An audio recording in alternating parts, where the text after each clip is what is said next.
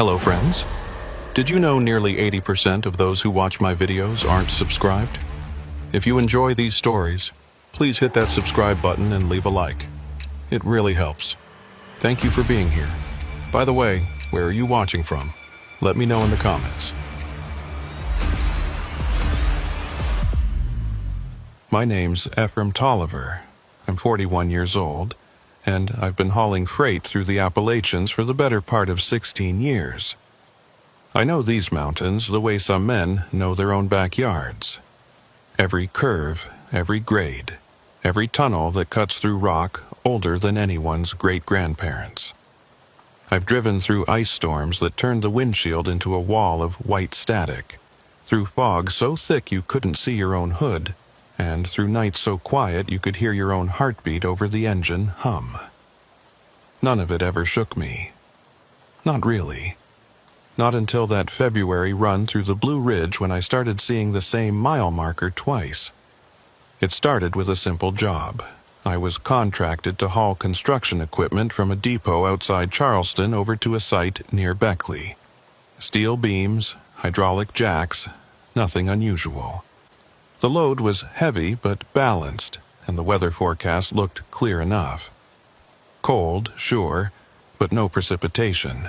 I left the depot around 7 in the evening, figuring I'd make the delivery by dawn if I kept a steady pace. The dispatcher told me to take Route 19 north and then cut through the old tunnel system near Fayetteville. It's a shortcut most drivers avoid because the tunnels are narrow and the lanes don't leave much room for error. But I'd been through them before. No issues. Just keep your speed down, stay centered, and don't let your mind wander. The first hour was uneventful. Traffic was light, mostly locals heading home from work. I passed through a couple of small towns where the streetlights barely reached the road, where gas stations closed at 6, and the only thing open was a diner with a flickering neon sign. I stopped at one of those diners, grabbed a cup of coffee that tasted like it had been sitting on the burner since morning, and used the restroom. The waitress, an older woman with tired eyes and a name tag that said Irene, asked where I was headed. I told her Beckley through the tunnels. She paused for a second, wiping down the counter with a rag that had seen better days, and said, "You be careful through there. Roadwork's been going on for weeks. They got lane closures, weird scheduling. Heard some folks got turned around in the dark." I thanked her, left a tip, and got back on the road. Her words stuck with me, though. Not because they scared me, but because they felt oddly specific. Like she knew something she wasn't saying. I shook it off. People in small towns always have stories about the roads, about the mountains, about things that happen in the dark. Most of it's just talk. Ghost stories to pass the time. By the time I reached the approach to the tunnel system, it was close to 9:30. The sky had gone from dusk to full dark, and the mountain ridges on either side of the highway looked like black cutouts against a slightly lighter sky. No moon, no stars. Just a kind of heavy darkness that pressed down on everything. The road started to climb, winding upward through dense forest. Pine trees crowded the edges, their branches reaching out over the pavement like they were trying to touch the yellow line. My headlights carved a narrow tunnel of light ahead of me, and beyond that, nothing. Just the road disappearing into shadow. I passed a reflective green sign that read, "Tunnel ahead, reduce speed, construction zone." Below it, a smaller placard with the symbol for a single-lane closure. I eased off the gas, brought the rig down to about 35. The engine noise dropped to a low growl, and the sound of the tires on asphalt became more pronounced. That's when I started to notice the silence. Not the usual kind of quiet you get on a back road at night.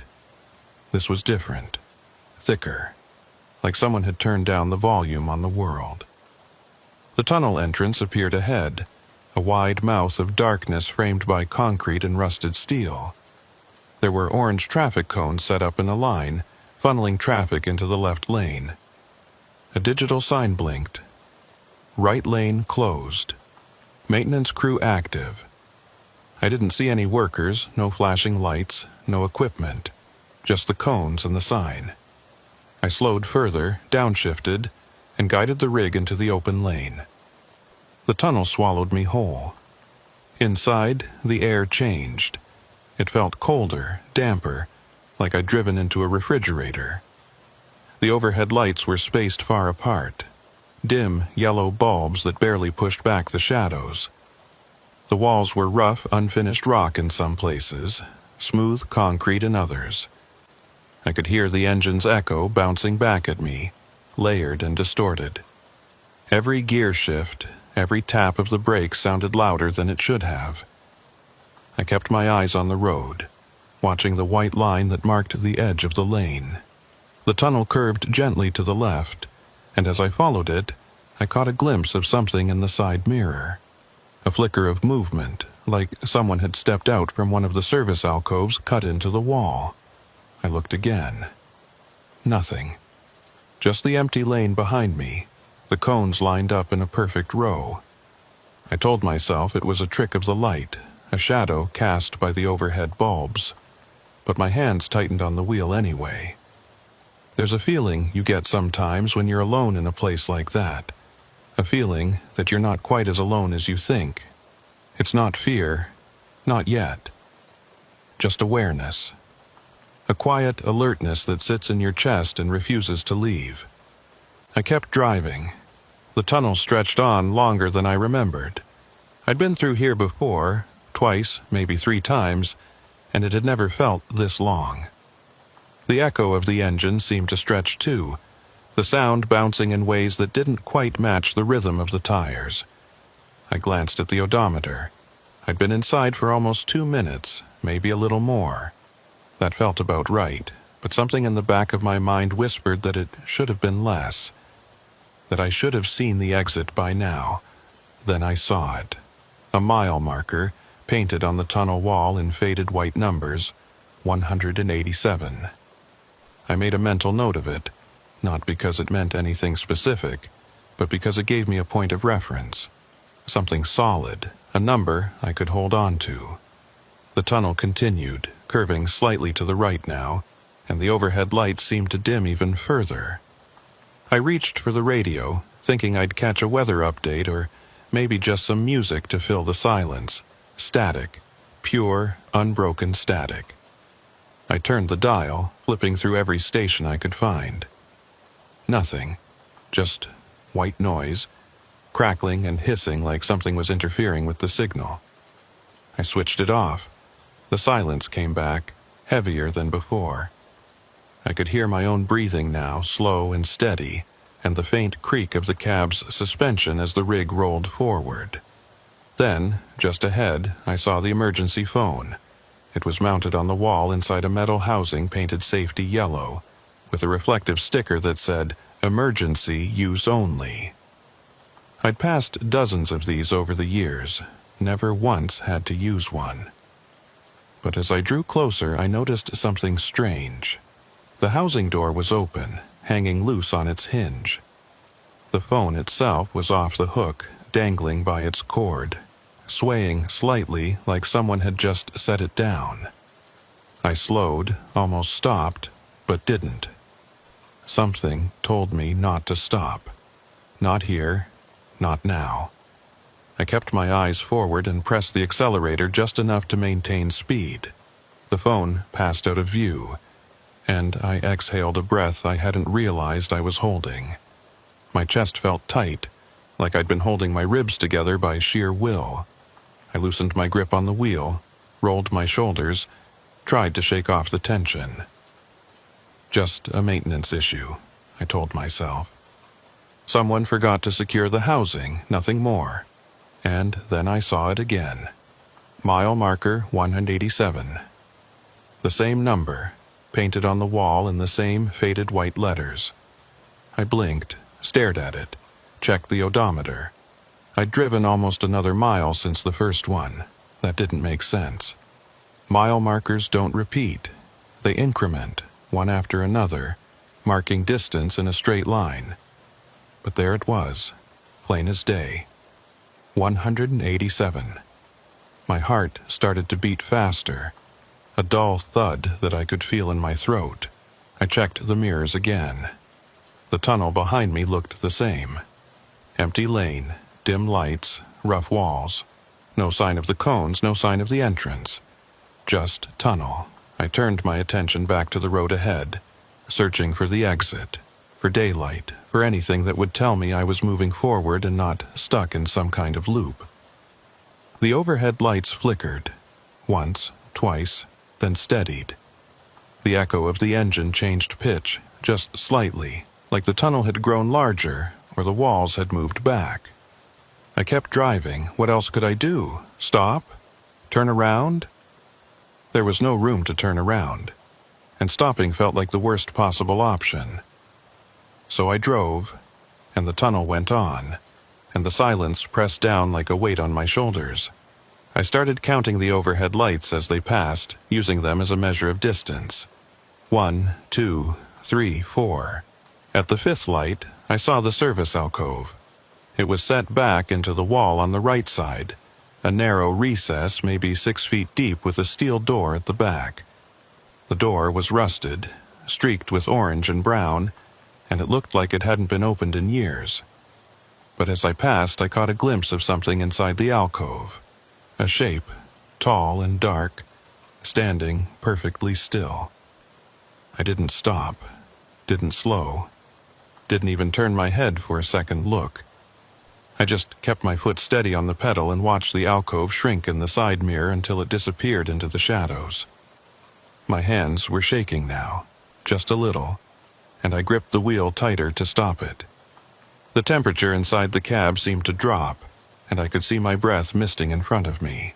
I reached for the heater, cranked it up, but the air that came through the vents felt cold and damp, like it was being pulled from somewhere deep underground. Then the radio crackled to life. No music, no voices, just a low hum that rose and fell in a slow rhythm.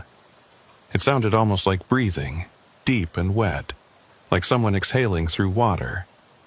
I slapped the power button, shutting it off hard enough that the knob broke off in my hand. The silence rushed back in, and with it came a new sound. Faint, distant, but unmistakable. Footsteps, metal on concrete. Slow, deliberate, echoing from somewhere behind me. I checked the mirror, nothing. Just the empty tunnel, the lights fading into darkness. But the sound continued, keeping pace with the rig, matching my speed exactly. I pressed the accelerator, pushed the rig up to 40. The footsteps quickened. I eased off, dropped back to 30. The footsteps slowed. My pulse hammered in my ears, drowning out everything else. I wanted to scream, to punch the dashboard, to do something to break the grip of whatever this was, but I didn't. I just drove, and the tunnel kept stretching, and the footsteps kept following. Finally, after what felt like an hour, but was probably only minutes, I saw it.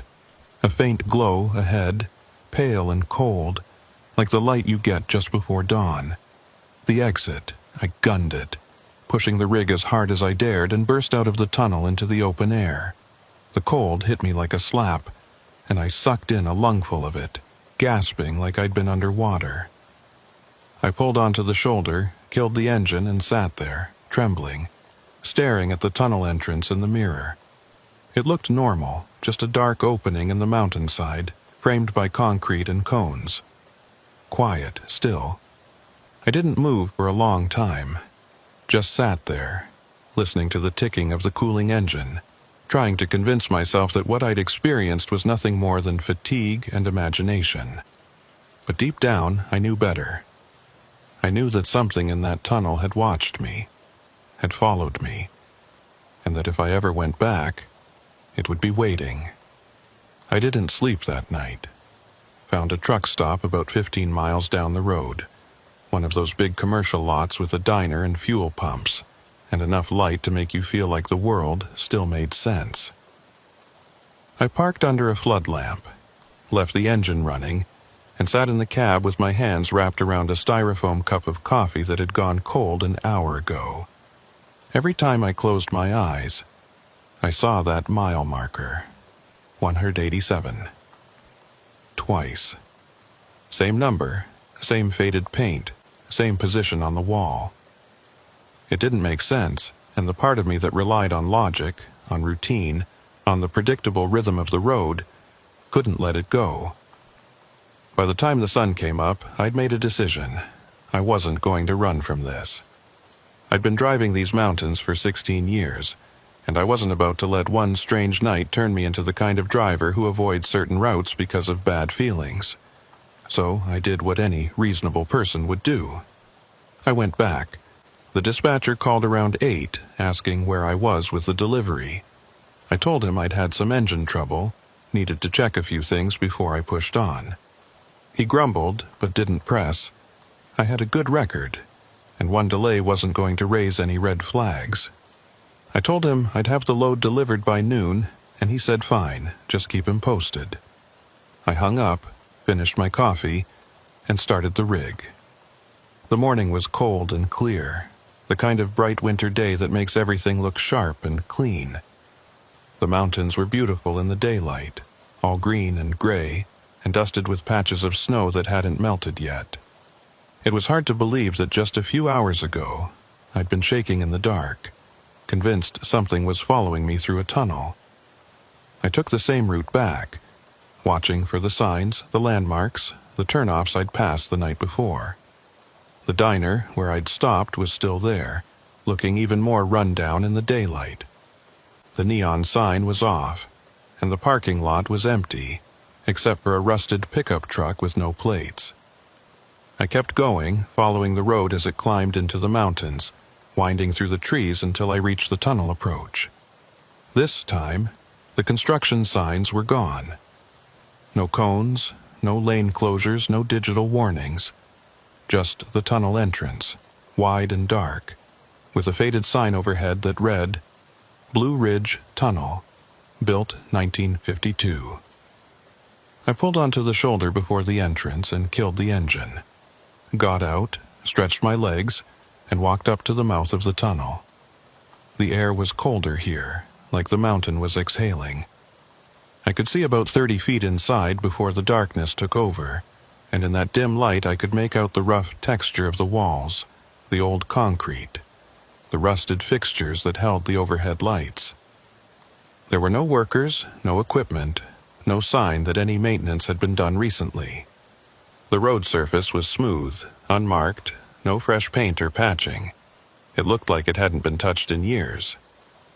I walked back to the rig, grabbed my flashlight and a notebook from the glove box, and decided to go in on foot. I know that sounds stupid. Most people would have just driven through, maybe taken a few pictures and called it a day. But I needed to see it up close. I needed to understand what had happened the night before, and the only way to do that was to walk it. So I did. The temperature dropped the moment I stepped inside. Not gradually, but all at once, like I'd crossed some invisible threshold. My breath misted in front of me, and the sound of my boots on the pavement echoed in a way that made the tunnel feel much larger than it actually was. I kept the flashlight beam low, sweeping it across the ground, looking for anything unusual. Tire tracks, debris, footprints. The pavement was clean, too clean. No gravel, no oil stains, no litter. Just smooth asphalt that looked like it had been scrubbed. I walked slowly, counting my steps, trying to measure the distance. The overhead lights were spaced about 50 feet apart, dim yellow bulbs encased in metal cages. Some of them flickered when I passed underneath, throwing jittery shadows on the walls. I reached the first service alcove after about 200 feet. It was on the right side, just like I remembered. A shallow recess with a rusted steel door at the back. The door had a small window at eye level, covered with wire mesh, and a handle that looked like it hadn't been turned in decades. I tried it anyway, locked, or maybe just rusted shut. Either way, it wasn't opening. I moved on, following the curve of the tunnel as it bent gently to the left. That's when I saw the emergency phone. Same yellow housing, same reflective sticker, same dangling receiver. But this time, in the daylight, I could see more. There was a logbook attached to the inside of the housing door, a small metal clipboard with a stack of yellowed pages held in place by a spring clip. I pulled it free, flipped through the pages. Most of them were blank, but a few had entries, handwritten notes in faded blue ink. They were dated, some from the 80s, a couple from the 90s, and one from just 6 months ago. The most recent entry read, 10:14, 2:30 a.m. Motorist reported hearing voices in service corridor. No personnel on duty. Advised to exit and contact state police. S. Hale, S. Hale. The name meant nothing to me, but the date did. 6 months ago. And the note, hearing voices. I felt a chill that had nothing to do with the cold. I took a photo of the page with my phone, replaced the logbook, and kept walking. The tunnel stretched on, longer than I remembered, longer than it should have been. I checked my phone.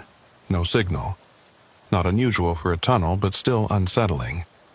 I kept going, counting the overhead lights.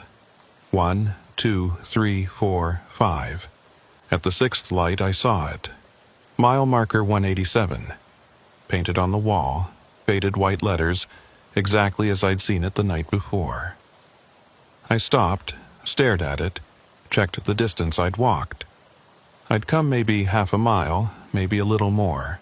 That matched.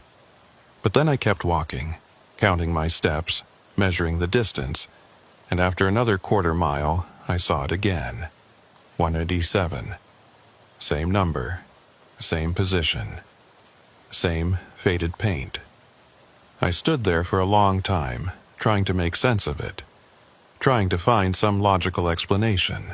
A mistake by the crew that painted them, a glitch in the design, a remnant from an old system that had been partially updated. But none of it fit. Mile markers don't repeat. They're sequential, deliberate, designed to give you a sense of progress, of distance covered. Seeing the same one twice meant something was wrong. Either with the tunnel or with me. I turned around, decided to head back, but as I did, I heard it. The sound of a door opening, metal scraping against concrete echoing through the tunnel. I spun around, flashed the light toward the sound. One of the service alcoves, maybe 100 feet ahead, the door was open. Just a crack, just enough to show a sliver of darkness beyond. I hadn't opened it. I'd tried the first one, and it had been locked. So either someone else was in here or something had opened on its own. I walked toward it slowly, every instinct screaming at me to turn around and run. But I didn't. I kept going, step by step, until I was standing right in front of the alcove. The door was old, heavy steel, streaked with rust and grime. The gap was narrow, maybe 6 inches, and beyond it was darkness. Complete, absolute darkness. I aimed the flashlight through the gap, and the beam just stopped. Didn't penetrate, didn't reflect, just stopped like it had hit a wall of black. I reached out, pushed the door wider. It swung open with a long, grinding creak, and the smell hit me. Damp, earthy, with a faint metallic undertone, like standing in a basement that had flooded years ago and never been properly cleaned. The space beyond was small, maybe 10 feet square, with bare concrete walls and a low ceiling. There was a workbench along one wall, covered in dust and old tools. Wrenches, pliers, a coil of rope, and on the floor, near the back corner, was a jacket. Heavy canvas, stained and torn, with a name patch on the chest. I stepped inside, crouched down, and read the patch. Tolliver. My blood went cold. That was my name, my family name. But I'd never been in this tunnel before last night. Never left a jacket, never worked maintenance. I picked it up, checked the pockets, empty except for a folded piece of paper. I unfolded it carefully and my hand started to shake.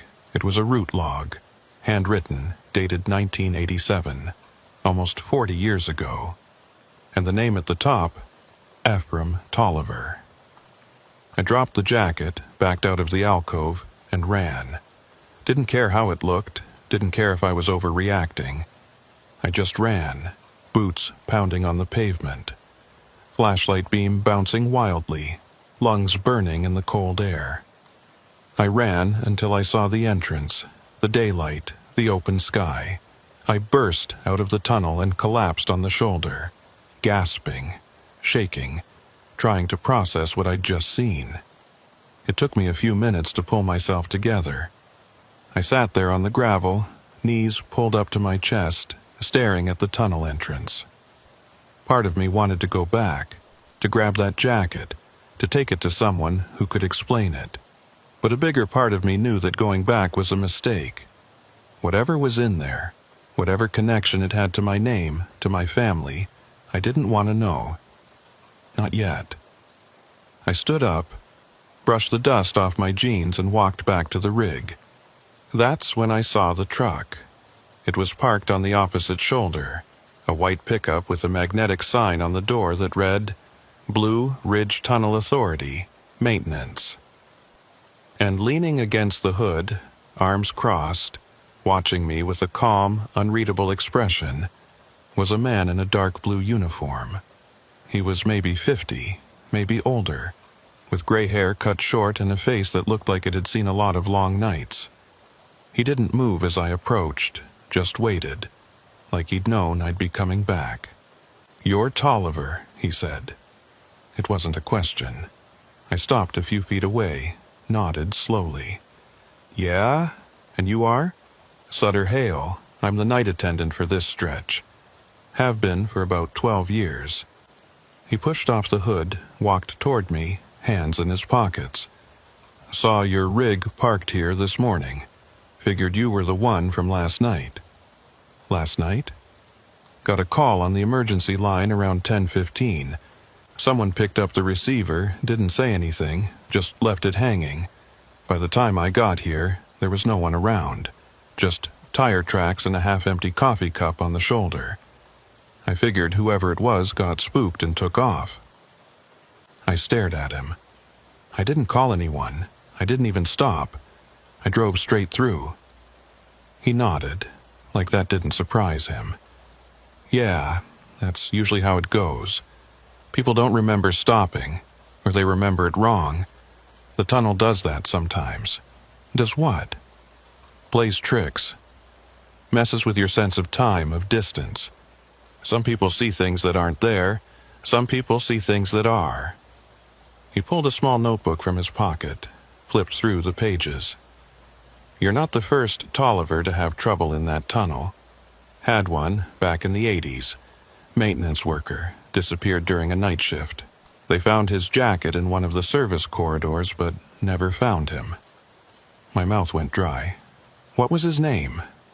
Hale looked up from the notebook, met my eyes. "Ephraim Tolliver." I didn't say anything, couldn't. The weight of it pressed down on me, heavy and cold. Hale closed the notebook, slipped it back into his pocket. "Look, I don't know what you saw in there, and I'm not going to ask. But if you're smart, you'll finish your delivery and find another route. This tunnel, it's got a memory. And sometimes that memory gets confused, starts pulling things from the past, mixing them with the present. People, places, events. It doesn't always make sense, but it's real enough to mess you up if you're not careful. Why hasn't anyone shut it down? Because it's functional. Mostly. The state doesn't care about a few weird stories. They care about traffic flow, about keeping the roads open. As long as the tunnel does its job, they're not going to ask questions." He walked back toward his truck, opened the door, then paused. "You want my advice? Don't go back in there. Whatever you think you need to find, it's not worth it." He climbed into the truck and drove off. leaving me standing there on the shoulder, staring at the tunnel entrance. I thought about what he'd said, about the memory of the tunnel, about things getting confused, about a man with my name who'd disappeared almost 40 years ago. And I thought about that jacket, about the root log with my name on it, dated decades before I was born. I got back in my rig, started the engine, and sat there for a long time. The smart thing would have been to listen to Hale, to take the long way around, to put this behind me and never look back. But I couldn't, because if there was a connection, if there was some reason my name kept showing up in that tunnel, I needed to know. Even if it scared me, even if it didn't make sense. So I made a decision. I'd finish the delivery like I promised, but after that I was coming back, and this time I wasn't leaving until I had answers. I made the delivery to Beckley by early afternoon. Backed the rig up to the loading dock, watched the crew unload the steel beams and hydraulic equipment, signed the paperwork, and collected my receipt. The whole time, my mind was somewhere else, back in that tunnel, back in that service alcove with the jacket and the root log. I kept seeing my name on that paper, written in handwriting that looked nothing like mine but somehow felt familiar. Like an echo of something I should have known but didn't. After the delivery, I drove to a gas station on the edge of town, filled up the tank, and sat in the cab trying to decide what to do next. The smart play was obvious. Take Hale's advice, head back to Charleston. Forget the whole thing. There were plenty of routes through these mountains. I didn't need to use that tunnel ever again, but the questions wouldn't leave me alone. Who was the other Ephraim Tolliver? Why did he disappear? And why did it feel like the tunnel was waiting for me specifically, like it had been waiting for decades? I pulled out my phone and did what anyone would do in 2024. I searched. Started with the basics. Ephraim Tolliver disappearance, West Virginia, 1987.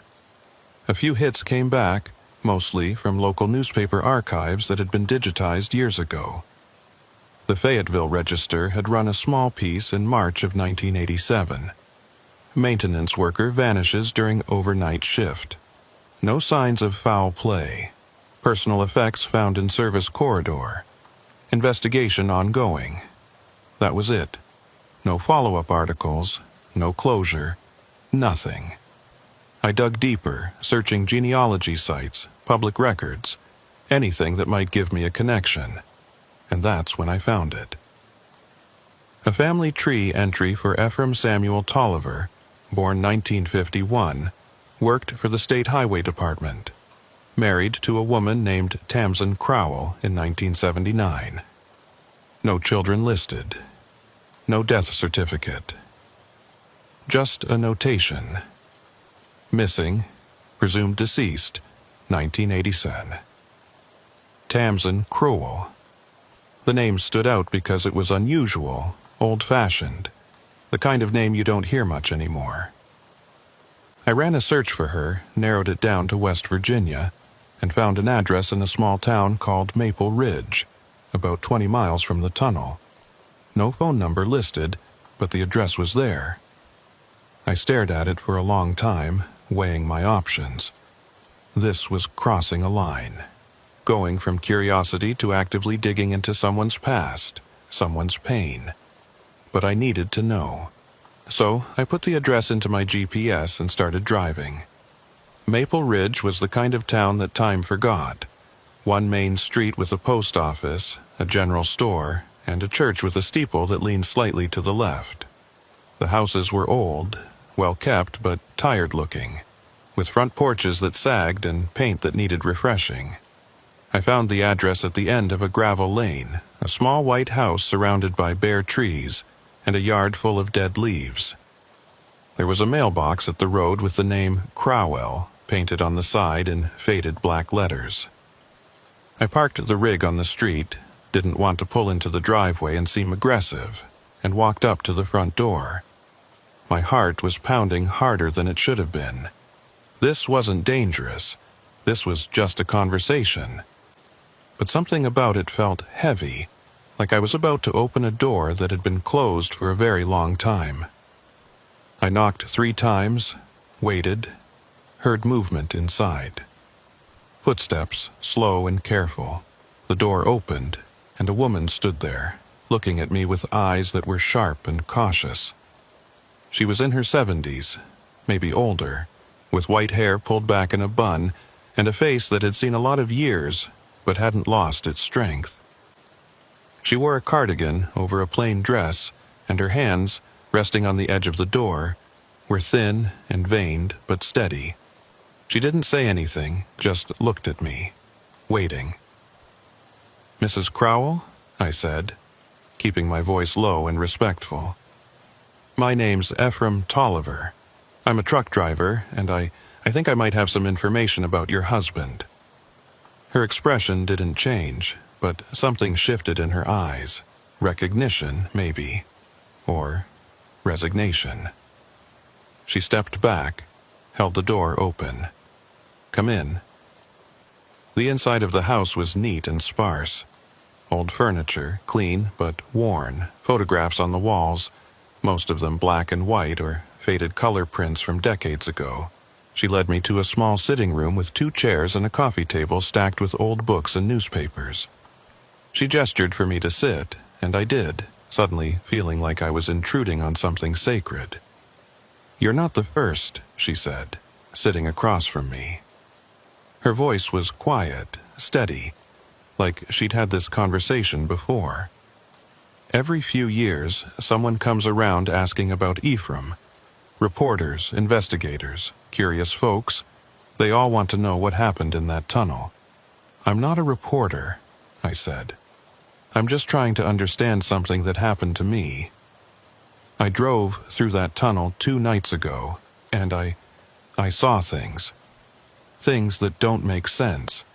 And then I found a jacket in one of the service alcoves with my name on it.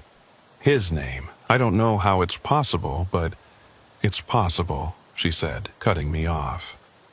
She leaned back in her chair, folded her hands in her lap. "That tunnel has a way of pulling things out of time. People, objects, moments. My husband wasn't the first to go missing there, and he wasn't the last. But he's the only one I knew personally, so he's the one I remember." I leaned forward, elbows on my knees. "What happened to him?" She was quiet for a moment, staring at the photographs on the wall. Then she spoke, and her voice carried the weight of 40 years of unanswered questions. "Ephraim worked maintenance for the state. Night shifts, mostly. He liked the quiet, said it gave him time to think. In March of 1987, he was assigned to inspect the service corridors in the Blue Ridge Tunnel. Routine work. He'd done it 100 times before. He called me around midnight, said he'd found something strange. A door that shouldn't have been there, a corridor that wasn't on any of the maps. He said he was going to check it out, take a few pictures, file a report. That was the last time I heard his voice." She paused, swallowed hard. "They found his jacket the next morning, tools, flashlight, everything scattered like he'd dropped them in a hurry. But no sign of him. No blood, no struggle, nothing. Just gone." "Did they ever figure out what happened?" "Officially, no. They said he probably had an accident, fell into a ventilation shaft or got disoriented and wandered off. But I knew Ephraim. He didn't get disoriented, he didn't panic, and he wouldn't have left his tools behind." She met my eyes, and I saw the pain there, still raw after all these years. "I think he found something he wasn't supposed to find, and whatever it was, it didn't want him to leave." I felt a chill run down my spine. "Mrs. Crowell, I need to know, is there any connection between him and me? Same name, same—" "I don't know," she said. "I've thought about it for years. Wondered if maybe there was some family connection, some distant branch of the tree. But I never found anything. It's just a coincidence. Or maybe it's not. Maybe that tunnel doesn't care about logic. Maybe it just takes what it wants. I sat back, trying to process it all. The attendant I spoke to, Sutter Hale, he said the tunnel has a memory, that it mixes the past and present. Do you think that's what's happening? That I'm somehow connected to what happened to your husband? I think, she said slowly, carefully, that if you keep going back there, you're going to find out. And I'm not sure that's something you want. But it was too late. I was already in too deep. I thanked her, stood up to leave, and she walked me to the door. Before I stepped outside, she reached out and touched my arm. If you do go back, she said, be careful. And if you find him, if you find any trace of what happened, let me know. I've been waiting a long time for answers. I promised her I would, and I meant it. I drove straight back to the tunnel. It was late afternoon by then, the sun already starting to dip behind the mountains, casting long shadows across the road. I parked on the shoulder near the entrance and called Sutter Hale. He answered on the third ring, his voice gruff and tired. "Tolliver, figured you'd call." "I need to go back in there," I said. "Tonight, and I need your help."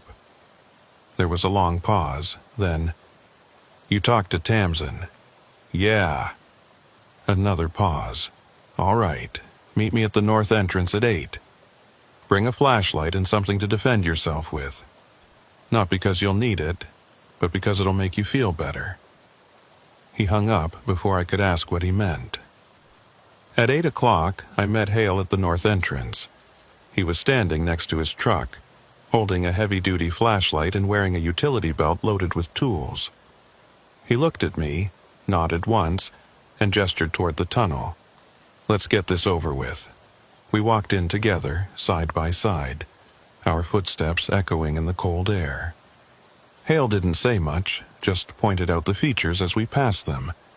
Emergency phones, service alcoves, ventilation shafts. He knew the tunnel like the back of his hand, every inch of it mapped in his mind.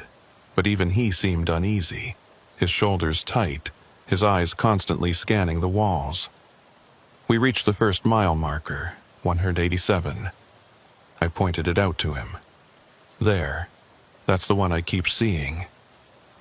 He aimed his flashlight at it, studied it for a moment. "That marker's been here since the 50s. Nothing unusual about it. Then why do I keep seeing it twice?" He looked at me, and in the dim light I could see the doubt in his eyes. "Because you're not seeing the same marker twice. You're seeing two different versions of the same tunnel, one from now and one from somewhere else, sometime else. That doesn't make sense." "No," he agreed. "It doesn't, but that doesn't mean it's not happening." We kept walking, deeper into the tunnel, past the point where I'd turned back before. The air grew colder, damper, and the sound of our footsteps changed, became heavier, like the tunnel itself was listening. Hale stopped suddenly, held up a hand. "There." I followed his gaze. One of the service alcoves about 50 feet ahead. The door was open, not just cracked, but fully open, revealing the darkness beyond. Hale approached it carefully, flashlight raised, and I followed. Inside, the space was larger than the first one I'd seen. Not a storage room, but a corridor. Narrow, low-ceilinged, stretching back into the mountain. "This isn't on any map," Hale said quietly. "Shouldn't be here." We stepped inside. The corridor was lined with old pipes and electrical conduits rusted and dripping with condensation. The floor was uneven, sloping slightly downward, and the walls were covered in graffiti.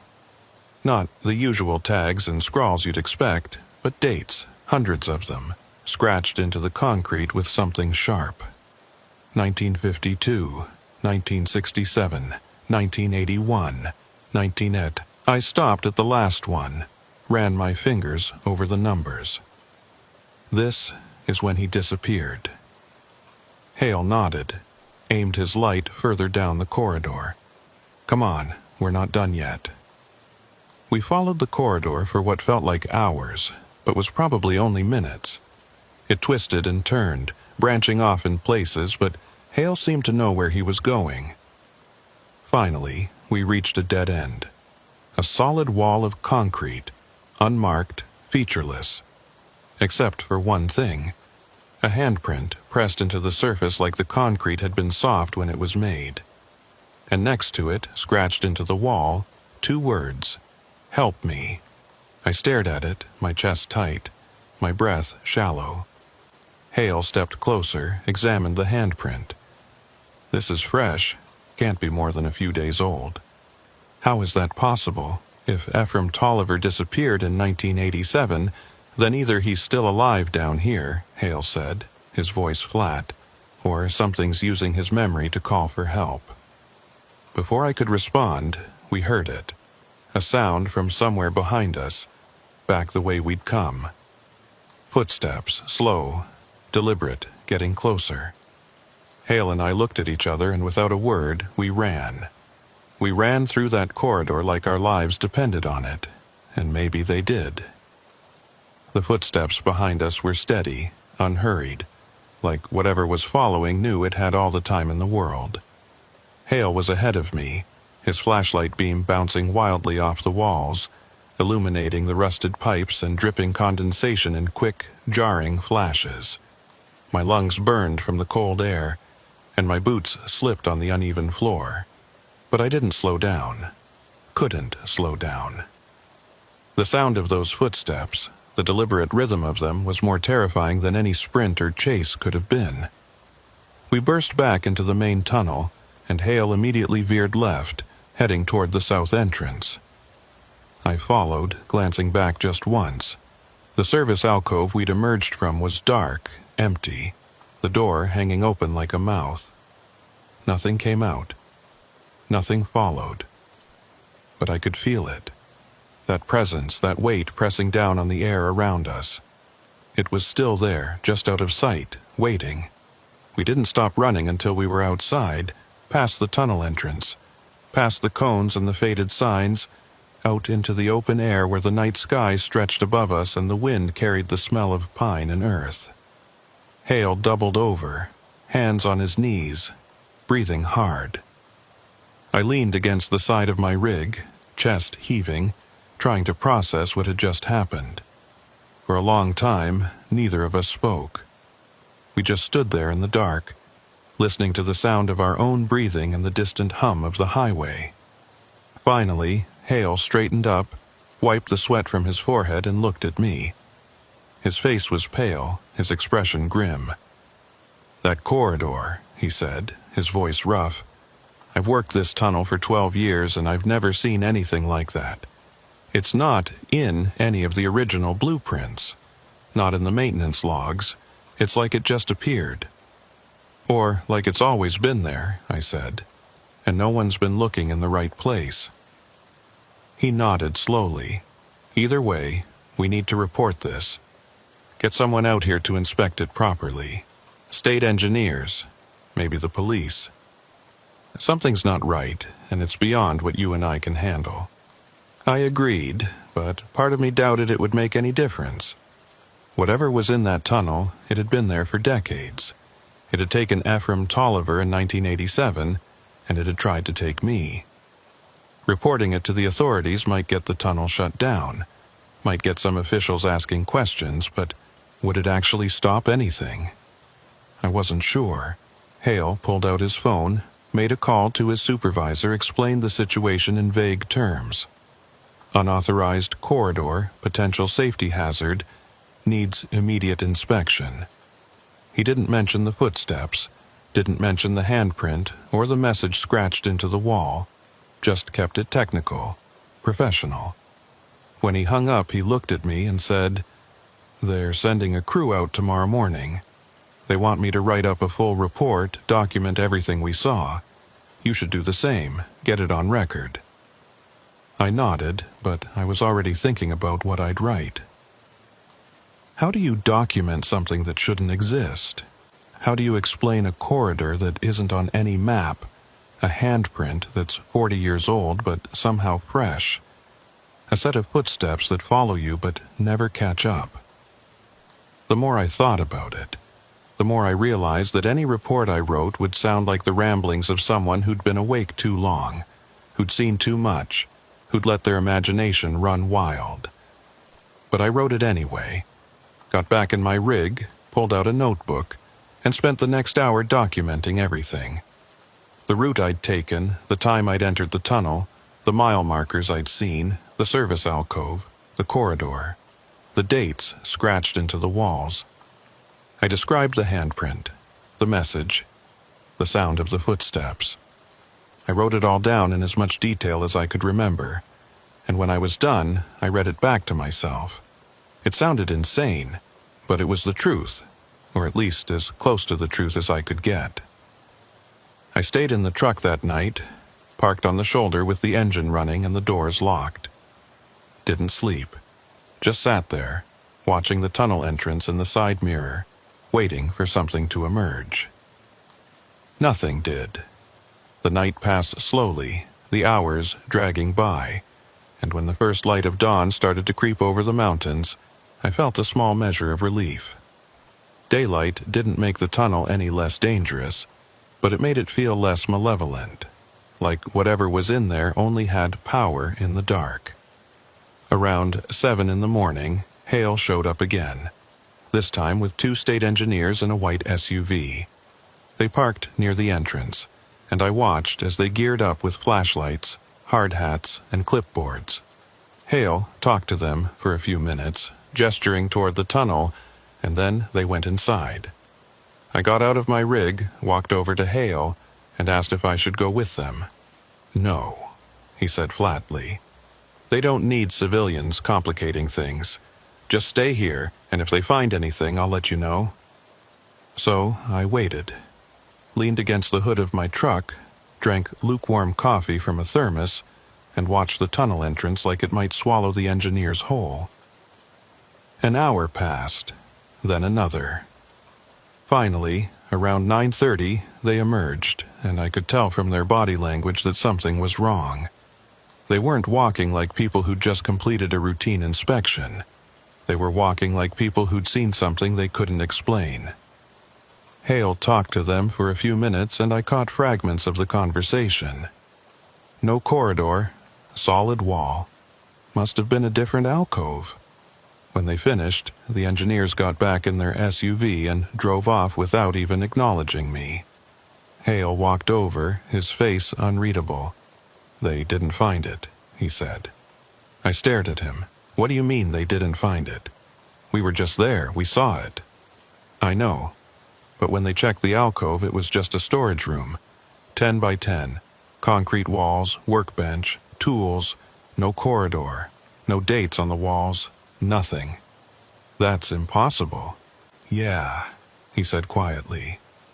"It is." We stood there in silence, and I felt a cold knot forming in my stomach. The tunnel had changed, or maybe it had always been changing, shifting, showing different things to different people at different times. Either way, it meant that whatever we'd seen, whatever we'd experienced, was ours alone. No one else would believe it, no one else would find it. The tunnel had shown us something, and then it had taken it back.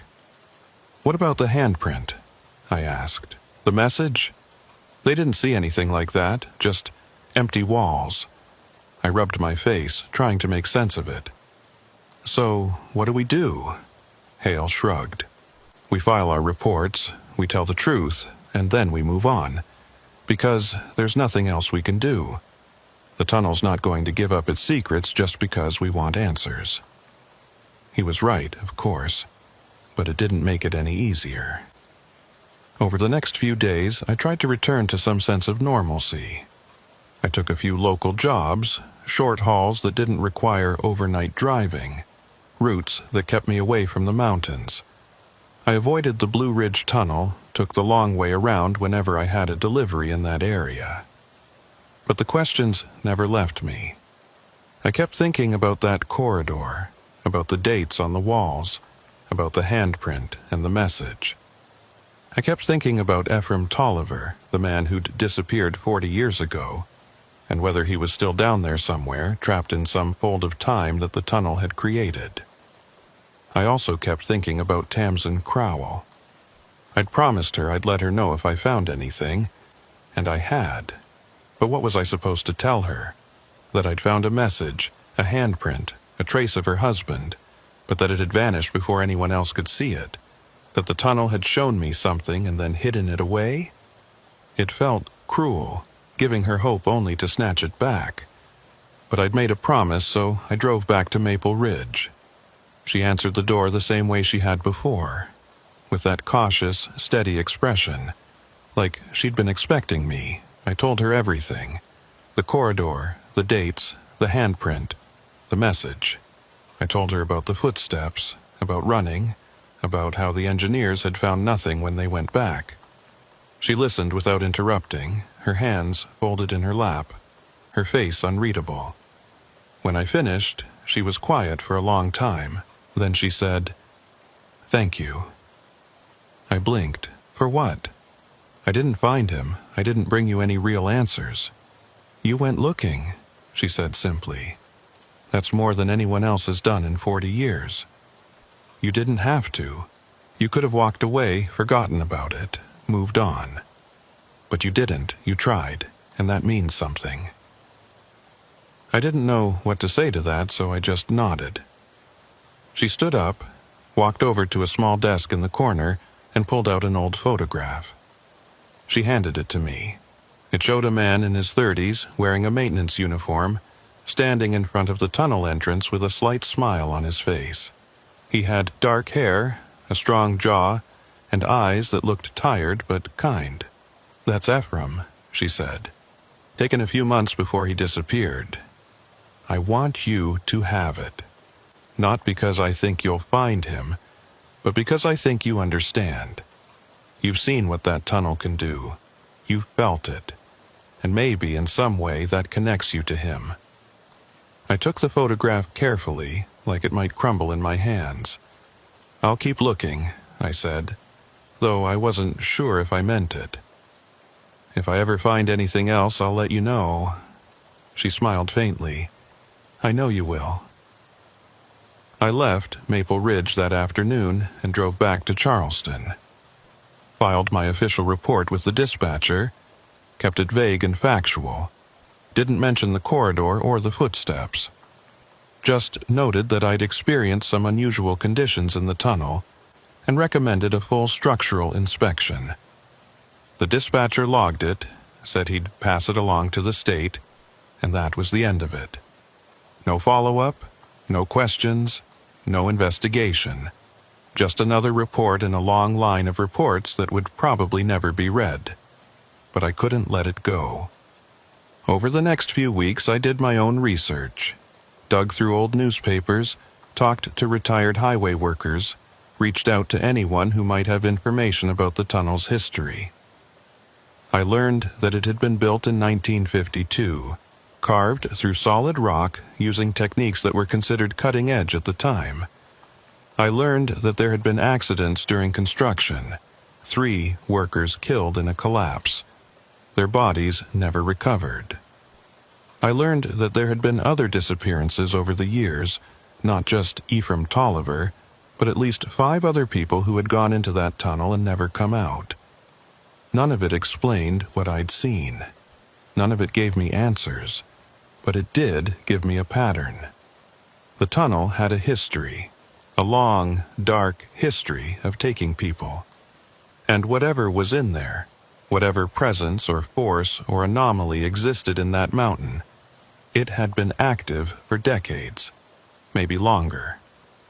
I also started noticing things, small things, things that didn't quite add up. Like the fact that my route logs from that night showed a gap, a 20-minute window where my GPS signal had dropped completely. Or the fact that when I checked the maintenance records for the tunnel, there was no mention of any work being done on the night I'd driven through.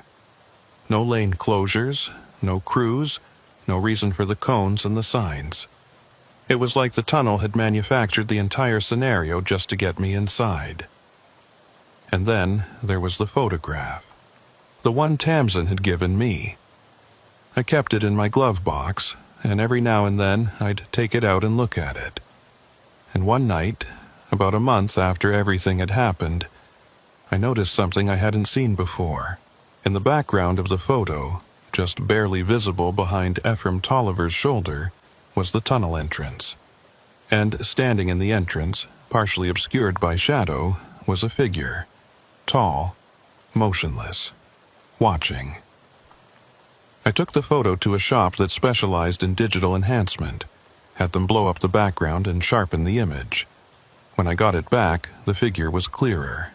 It was a man, wearing what looked like work clothes, standing just inside the tunnel. And his face, though blurred, looked familiar. It looked like me. I stopped sleeping well after that. Started having dreams where I was walking through the tunnel, over and over, passing the same mile marker, hearing the same footsteps, opening the same service alcove door. And in every dream, I'd find something different. Sometimes it was the corridor with the dates. Sometimes it was a room full of old equipment. Sometimes it was nothing, just empty space. But in every dream, I could feel that presence, that weight, pressing down on me, waiting. I talked to Hale one more time, about 3 months after the incident. Called him up, asked if he'd noticed anything unusual in the tunnel since that night. He was quiet for a moment, then said, "Yeah, I have. The mile markers are off. Not by much, just a few feet here and there. And sometimes when I'm doing my rounds, I hear things. Voices, footsteps, echoes that don't match up." I filed a report with the state. Suggested they do a full survey, check the structural integrity. They said they'd get around to it eventually. "Do you think they will?" "No," he said. "I don't. And honestly, I'm not sure it would make a difference. That tunnel, it's got a life of its own, always has. We're just passing through." He hung up after that, and I never called him again. Didn't see the point. He'd seen what I'd seen, experienced what I'd experienced, and like me, he was stuck with questions that had no answers. I still drive trucks, still take jobs through the Appalachians, but I don't go through the Blue Ridge Tunnel anymore. I take the long way, add an extra hour to my route, pay the extra fuel costs. It's worth it, because every time I see that tunnel entrance in the distance, every time I pass a sign that points toward it, I feel that tightness in my chest, that sense of something waiting. And I know that if I go back, if I ever set foot in that tunnel again, I might not come out. Sometimes, late at night when I'm parked at a rest stop, I take out that photograph and look at it. At Ephraim Tolliver standing in front of the tunnel, smiling like he doesn't know what's about to happen. And at the figure in the background, the one that looks like me, standing in the shadows, watching. And I wonder if that's my future. If somewhere, in some fold of time, I'm already in that tunnel. Already gone. Already part of whatever dark memory that place holds. I also think about the other Ephraim Tolliver, the one who disappeared in 1987. I think about his wife, waiting for 40 years for answers that never came. And I think about that handprint on the wall, that message scratched into the concrete. "Help me."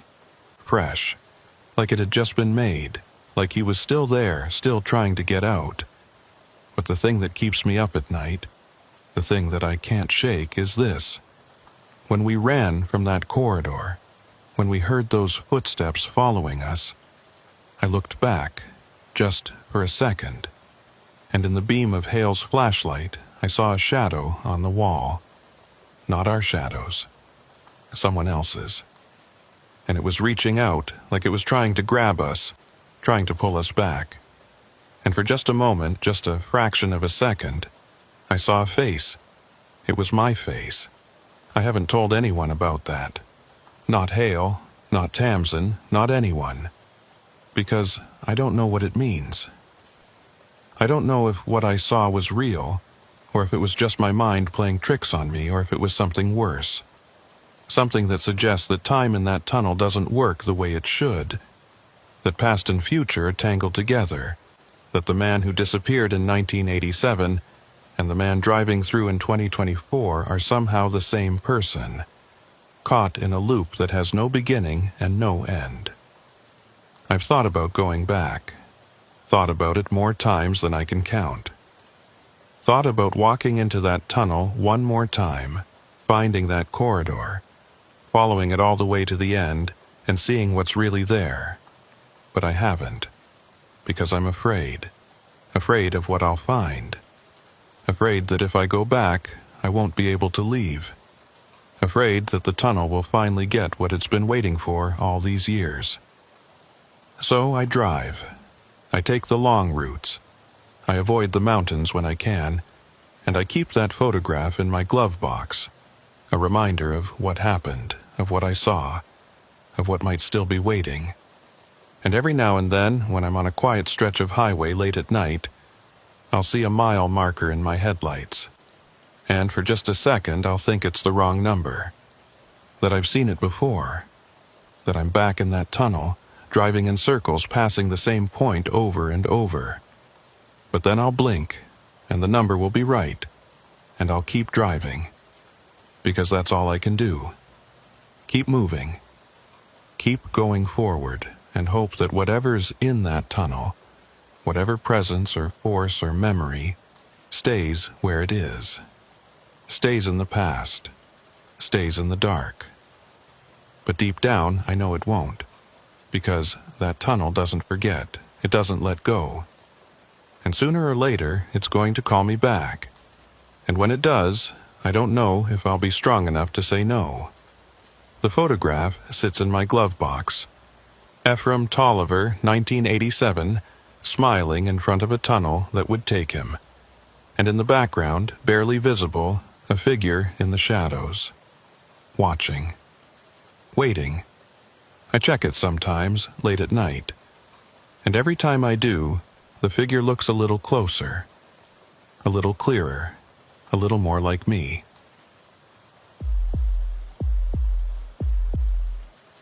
My name is Arden Foxley. I'm 34 years old, and I've been driving commercial trucks for the past 11 years. Started right out of trade school, got my CDL, and never looked back.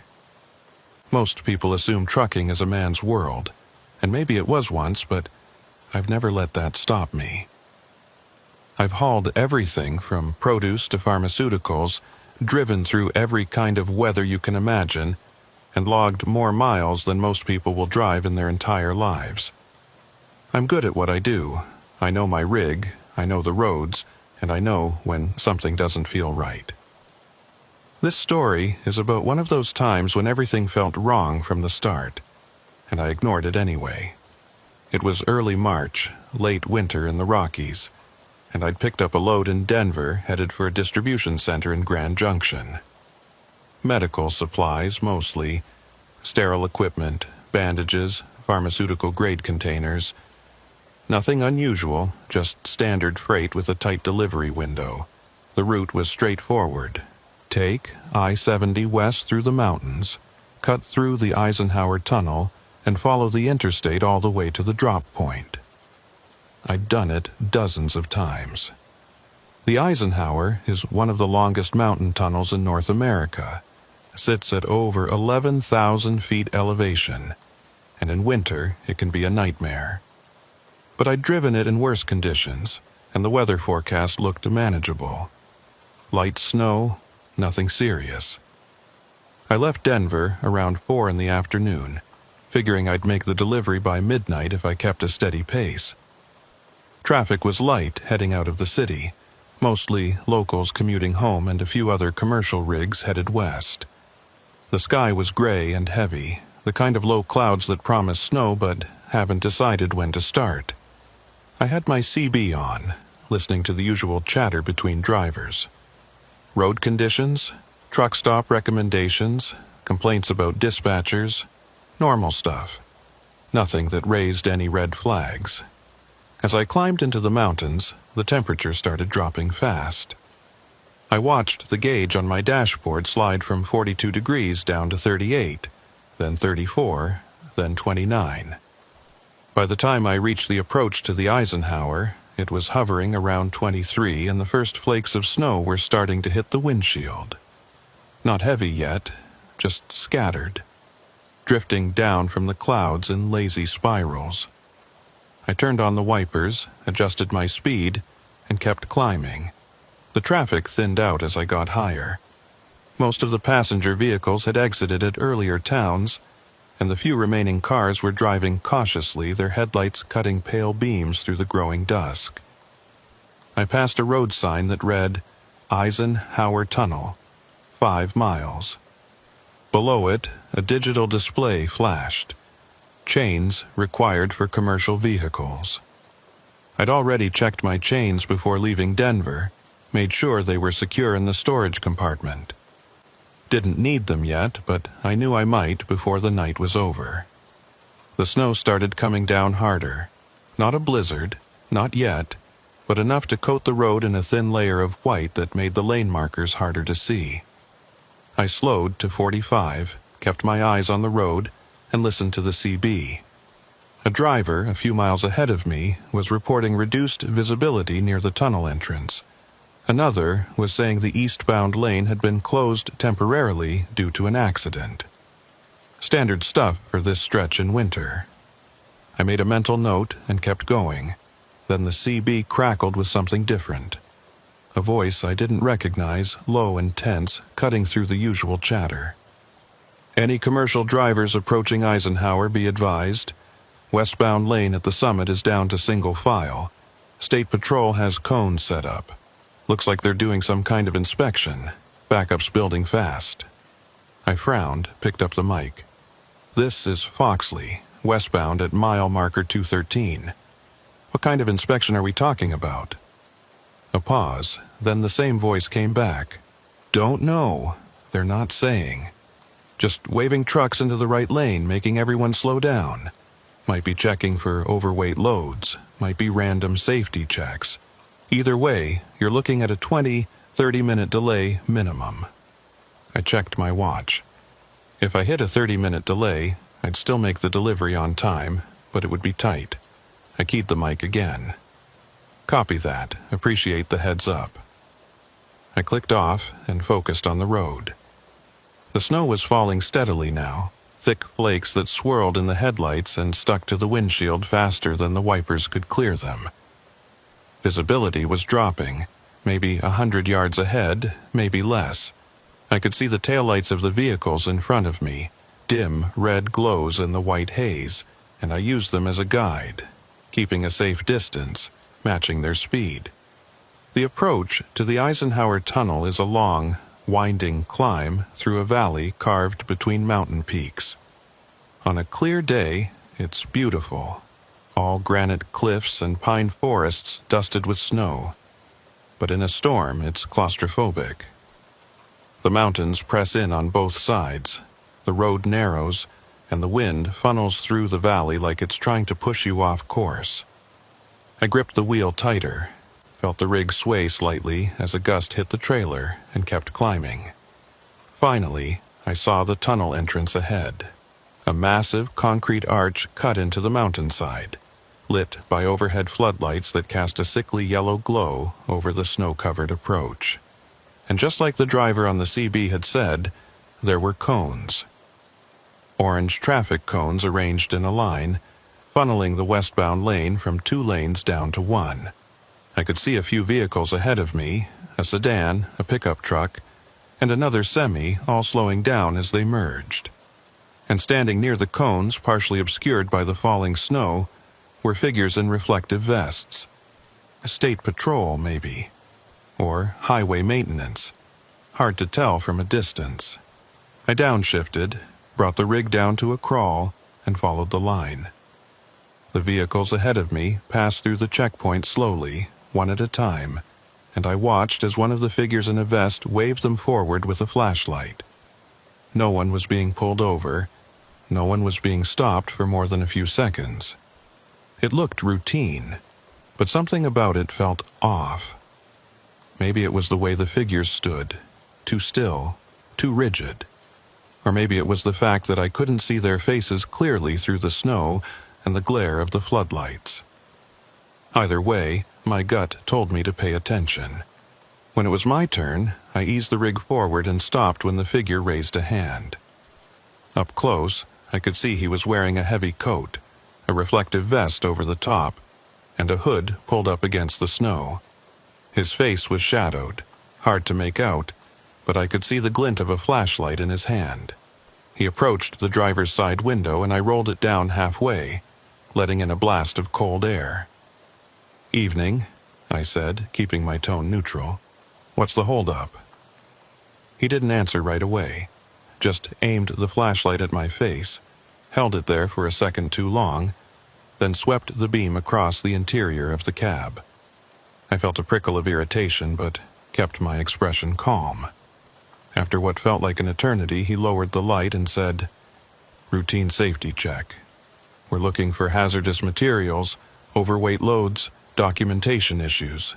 You got your manifest?" I nodded, reached for the clipboard on the passenger seat and handed it through the window.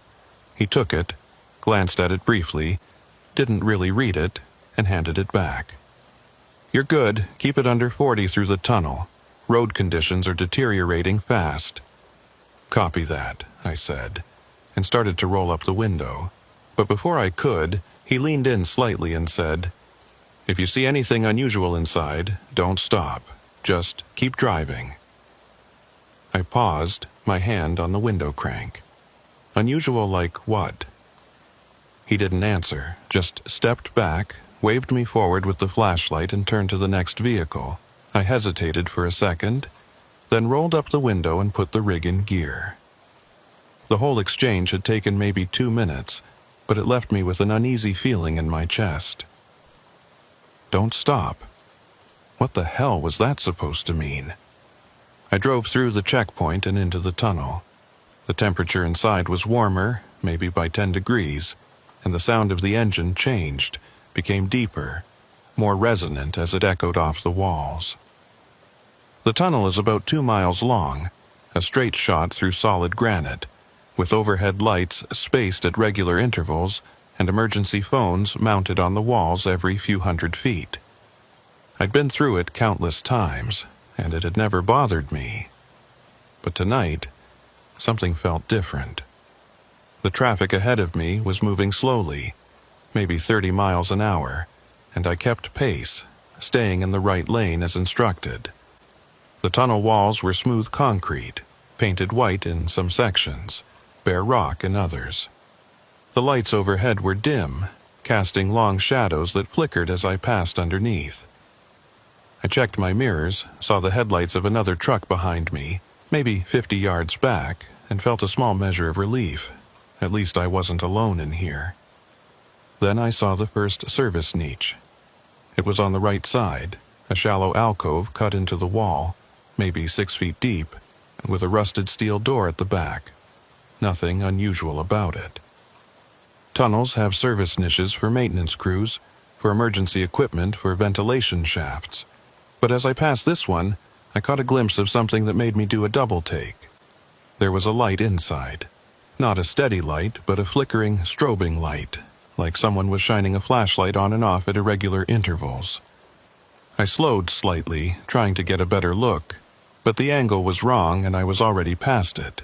I glanced in the side mirror, saw the niche receding behind me, the light still flickering.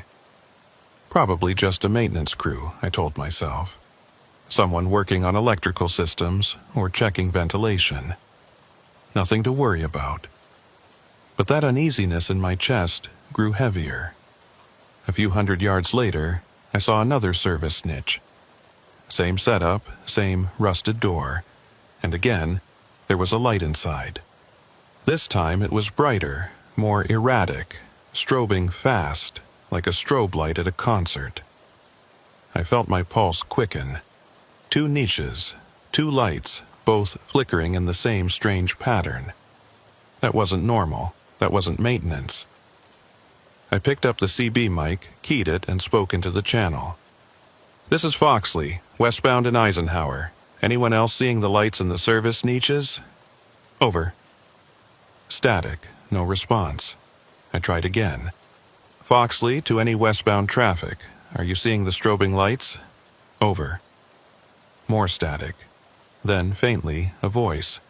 Not the same driver from before. This one was different. Higher pitched, strained. "Stay in your lane. Don't look. Just drive." The transmission cut off before I could respond. I stared at the CB, my hand still on the mic, my heart pounding now. "Don't look. Just drive." The same message. Worded differently, but carrying the same weight. Something was happening in this tunnel, and whatever it was, people knew about it. People were trying to warn me. I forced myself to focus on the road. The taillights of the vehicle ahead were still visible, steady and reassuring. I kept my speed consistent, my hands on the wheel, my eyes forward. But I couldn't stop myself from glancing at the next service niche as I approached it. And when I did, I saw something that made my blood run cold. There was someone standing inside. A figure, tall and motionless, backlit by the flickering light. I couldn't make out any details, couldn't see a face or clothing or anything that would identify them. Just a silhouette, perfectly still, facing the tunnel. Facing me. As I passed, the figure didn't move, didn't react, just stood there like a statue. And in the mirror, I saw it turn its head slowly, tracking my rig as I drove away. I gripped the wheel so hard my knuckles turned white. My breath was coming faster now, shallow and tight, and I could feel the panic creeping up my spine. What the hell was going on? Who were these people? And why were they standing in the service niches watching traffic pass by? The radio crackled again, and this time the voice was louder, clearer, more urgent. "If you're in the tunnel right now, listen carefully. There's an operation happening. It's not official. It's not safe. Keep your windows up, your doors locked, and do not stop for any reason. Do you copy?" I grabbed the mic, my hands shaking. Copy? What kind of operation? But the voice didn't respond. Just static, hissing and popping in the silence of the cab. I tried again, keyed the mic multiple times, but got nothing. The radio was dead or blocked. Either way, I was on my own. I kept driving, passing more service niches, and in each one, I saw the same thing. Figures standing in the flickering light, motionless, watching. Some were alone, some in pairs, but they all had the same posture. Rigid, unmoving, like they were waiting for something. And the lights, those strobing erratic lights, never stopped. They pulsed and flickered in a rhythm that felt deliberate, like a signal, like a code. The tunnel seemed longer than I remembered. I checked the odometer, tried to calculate how far I'd gone, but I couldn't focus. My mind was racing, trying to piece together what I was seeing, what it meant. Was this some kind of smuggling operation? A checkpoint that wasn't sanctioned? Were those figures law enforcement or something else? And why were they just standing there watching, not doing anything? Finally, after what felt like hours, but was probably only minutes, I saw the end of the tunnel, a pale circle of gray light, barely visible through the falling snow. But there, the exit. I pushed the accelerator slightly, felt the rig surge forward and aimed for that light like it was the only thing in the world that mattered. As I burst out of the tunnel and into the open air, the snow hit me like a wall. Full whiteout conditions, the kind where you can barely see 10 feet ahead. But I didn't care. I was out of the tunnel, out of that claustrophobic darkness, and I could breathe again. I pulled onto the shoulder as soon as it was safe, killed the engine, and sat there, shaking, staring at the tunnel entrance in the side mirror. The figures were gone. The lights were off. The tunnel looked normal, just a dark opening in the mountain, with traffic flowing through it like nothing had happened. But I knew what I'd seen. I knew something was wrong. And I knew I couldn't just drive away and pretend it hadn't happened. I reached for my phone, started to dial 911, then stopped. What would I even say? That I saw people standing in service niches? That there were strobing lights? It sounded insane. It sounded like the ramblings of someone who'd been driving too long, who'd let their imagination run wild. But it was real. I knew it was real. So I sat there in the snow, engine off, hands still trembling, and tried to figure out what to do next. I sat there on the shoulder for maybe 10 minutes, watching the snow pile up on the windshield, watching the tunnel entrance in my mirror, trying to decide what to do. The smart thing would have been to keep driving, make my delivery, file a vague report with my dispatcher, and let someone else deal with it. But I couldn't shake what I'd seen. Those figures standing in the service niches, perfectly still, backlit by strobing lights. The warnings on the CB radio. The checkpoint that didn't feel official. Something was happening in that tunnel, something organized, and I needed to understand what it was. I started the engine, turned on the heater, and grabbed my phone. No signal.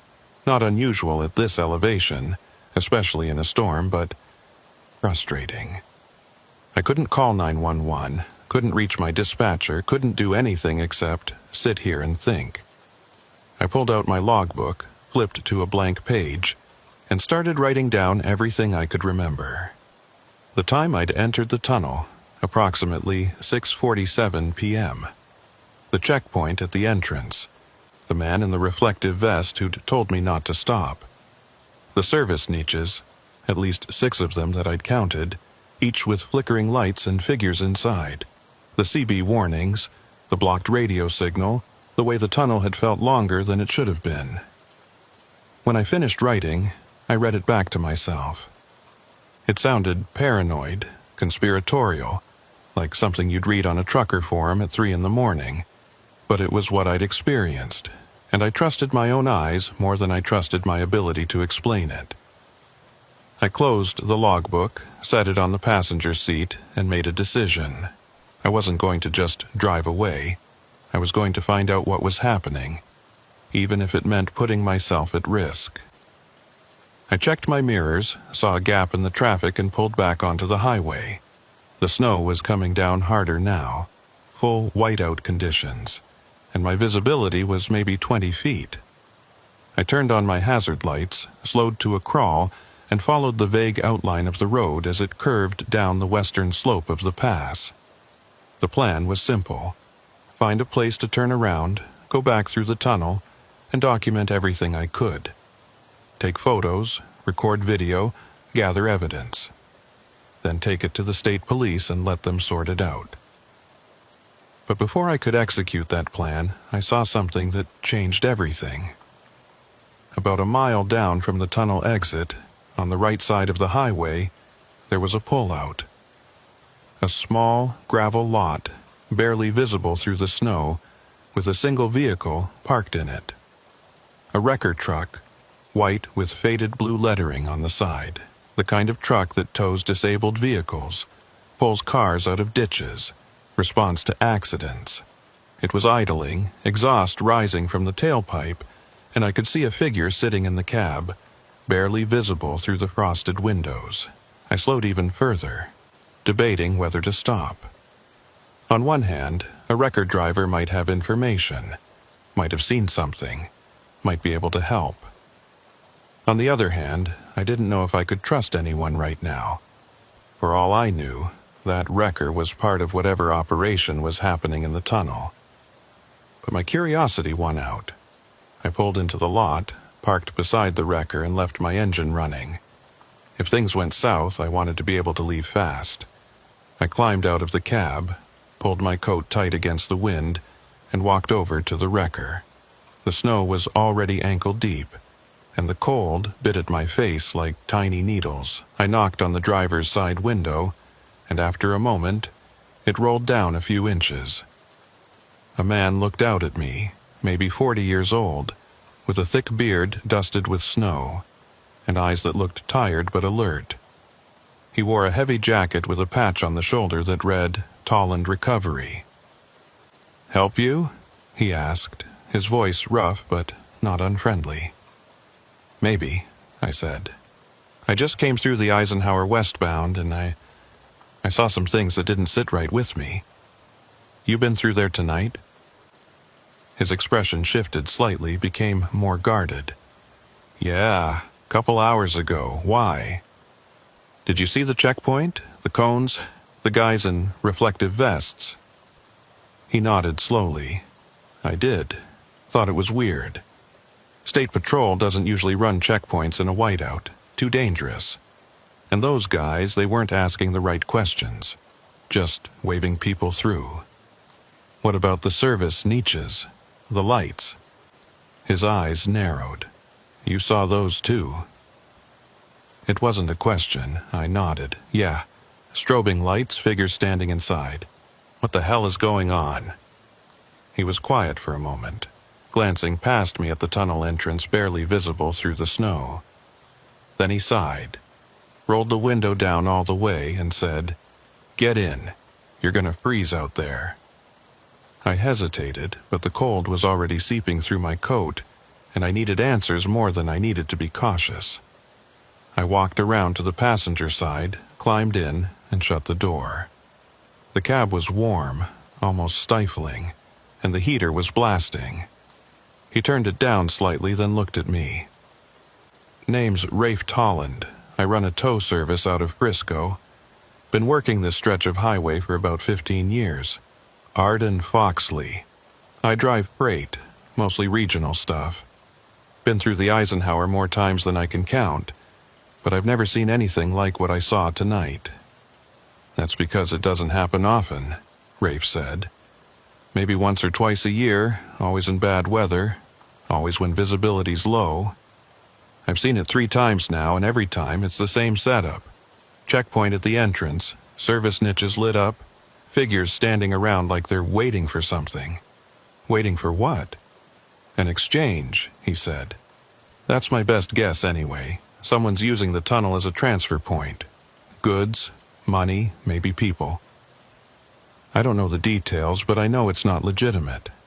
The timing's too precise, the setup's too organized. And the fact that they only do it during storms, when traffic's light and visibility's bad, tells me they don't want to be seen." I felt a chill that had nothing to do with the cold. "You're saying this is some kind of smuggling operation?" "That's what I think, but I can't prove it. I tried reporting it once, called the state police, told them what I'd seen. They said they'd look into it, but nothing ever came of it. No follow-up, no investigation, nothing. Either they didn't believe me, or someone higher up told them to drop it. Or someone's being paid to look the other way," I said. Rafe nodded grimly. "That's a possibility too. This is a major transport corridor. Millions of dollars in freight move through here every day. If someone figured out how to use the tunnel for their own purposes, and if they had the right connections, they could operate for years without getting caught." I thought about the checkpoint. About the man in the reflective vest who'd barely looked at my manifest. About the way he'd warned me not to stop. Like he was trying to protect me from something. Or maybe trying to protect the operation from being exposed. "What do we do?" I asked. "We can't just let this keep happening." "No," Rafe agreed. "We can't. But we need proof. Real, solid proof. Photos, video, license plates, something that the police can't ignore." He reached into the center console, pulled out a small digital camera, and handed it to me. "I carry this for insurance claims, documenting accident scenes. You take it, go back through that tunnel, and get as many pictures as you can. I'll stay here, keep an eye on traffic, make sure no one follows you." I took the camera, felt the weight of it in my hand. "You're not coming with me?" "Can't. My rig's too obvious. Bright white, big lettering. Everyone knows me around here. If they see me poking around, they'll know something's up." But you're just another trucker making a delivery. You can blend in, get close, get what we need. I wanted to argue, wanted to say that this was insane, that I should just keep driving and forget the whole thing. But I knew he was right. If we didn't do something, this would keep happening. And maybe, eventually, someone would get hurt, or worse. So I nodded, slipped the camera into my coat pocket, and reached for the door handle. "Be careful," Rafe said. "And if you see anything that looks dangerous, anything that makes you think you're in over your head, you get out. Don't try to be a hero, just get the pictures and leave." "I will," I said, and climbed out into the snow. The drive back to the tunnel took longer than it should have. The snow was relentless, piling up on the road faster than the plows could clear it, and visibility was down to almost nothing. I kept my speed low, my hazard lights on, and followed the faint glow of the reflectors on the shoulder. By the time I reached the tunnel entrance, my hands were aching from gripping the wheel so tight, and my nerves were stretched thin. The checkpoint was still there. Same cones, same figures in reflective vests, but this time I approached differently. I slowed down, pulled into the merge lane, and as I drew closer I reached for the camera. The windows were fogged from the heater, so I cracked mine open just an inch, enough to get a clear shot, and aimed the camera at the checkpoint. I snapped 3 quick photos, capturing the cones, the figures, the tunnel entrance. Then I rolled the window back up and moved forward. The man in the vest approached, same routine as before. Flashlight in my face, quick glance at the manifest, waved me through. But this time I paid closer attention. I looked at his vest, at the reflective stripes, and noticed something I'd missed before. There was no logo, no state patrol insignia, no identifying marks. Just a plain yellow vest, the kind you can buy at any hardware store. And his coat, underneath the vest, was plain too. No patches, no badges, nothing that would identify him as official personnel. I kept my expression neutral, thanked him, and drove into the tunnel. My heart was pounding now, adrenaline flooding my system, and I had to force myself to stay calm. Focus on the task. Document everything. Get out. The service niches were still lit, still strobing in that irregular pattern. I counted them as I passed, snapping photos through the windshield whenever I could do so without slowing down too much. 1, 2, 3, 4. Each one had figures inside, sometimes 1, sometimes 2, all standing motionless. In the 4th niche, I caught a glimpse of something different. Crates, stacked against the back wall, unmarked, plain wood. I took a photo, zoomed in as much as the camera would allow, and kept driving. At the 5th niche, I saw movement. One of the figures was crouched down, doing something with the crates. I couldn't see details, couldn't make out what they were doing, but it looked like they were opening one, inspecting the contents. I slowed slightly, trying to get a better angle. And that's when the figure looked up, straight at me. For a moment, we locked eyes, or at least I think we did. It was hard to tell through the flickering light and the distance, but I felt it, that moment of recognition, of being seen. I hit the gas, pushed the rig forward, and didn't look back. My hands were shaking again, my breath coming in short bursts. I'd been seen. They knew I was watching. If Rafe was right, if this was an organized operation, then I'd just painted a target on my back. I needed to get out of the tunnel, get back to Rafe, and figure out what to do next. But as I approached the halfway point, something happened that made my blood run cold. The traffic ahead of me stopped. Not slowed, stopped. Tail lights glowing red in the darkness. Vehicles lined up bumper to bumper, going nowhere. I hit the brakes, brought the rig to a halt, and stared ahead, trying to see what was causing the backup. But I couldn't see anything, just the tunnel stretching ahead, dim lights overhead, and the unmoving line of vehicles. I grabbed the CB mic, tried to reach someone, anyone. "This is Foxley, westbound in Eisenhower. What's the holdup? Over?" Static. Then a voice, faint and distorted. "Accident ahead, lanes blocked. They're saying it could be an hour before they clear it." An hour. I didn't have an hour. I checked my mirrors, saw the headlights of another truck pulling up behind me, boxing me in. I was trapped, and if the people in those service niches decided to come check on the curious trucker who'd been taking photos, I had nowhere to go. I killed the engine, left the keys in the ignition, and sat there in the dark, listening to the sound of my own heartbeat. The camera was still in my coat pocket, warm against my chest. I had the photos, I had the evidence, but I needed to get out of here before someone realized what I'd been doing. Minutes passed. 5, then 10. The traffic didn't move. I kept checking the mirrors, kept watching the service niches in the distance, waiting for something to happen. And then I saw it. A figure, walking along the shoulder, moving from niche to niche carrying something. A flashlight, maybe. Or a radio. They were checking, making sure everything was secure, making sure no one was paying too much attention. And they were heading in my direction. I reached for the door handle, ready to run if I had to. But then the CB crackled to life. A different voice this time, calm and authoritative. "All westbound traffic, be advised. Accident's been cleared. Traffic will resume in 2 minutes. Repeat, traffic will resume in 2 minutes." I didn't wait. The moment the vehicle ahead of me started moving, I turned the key, fired up the engine, and followed. I kept my eyes forward.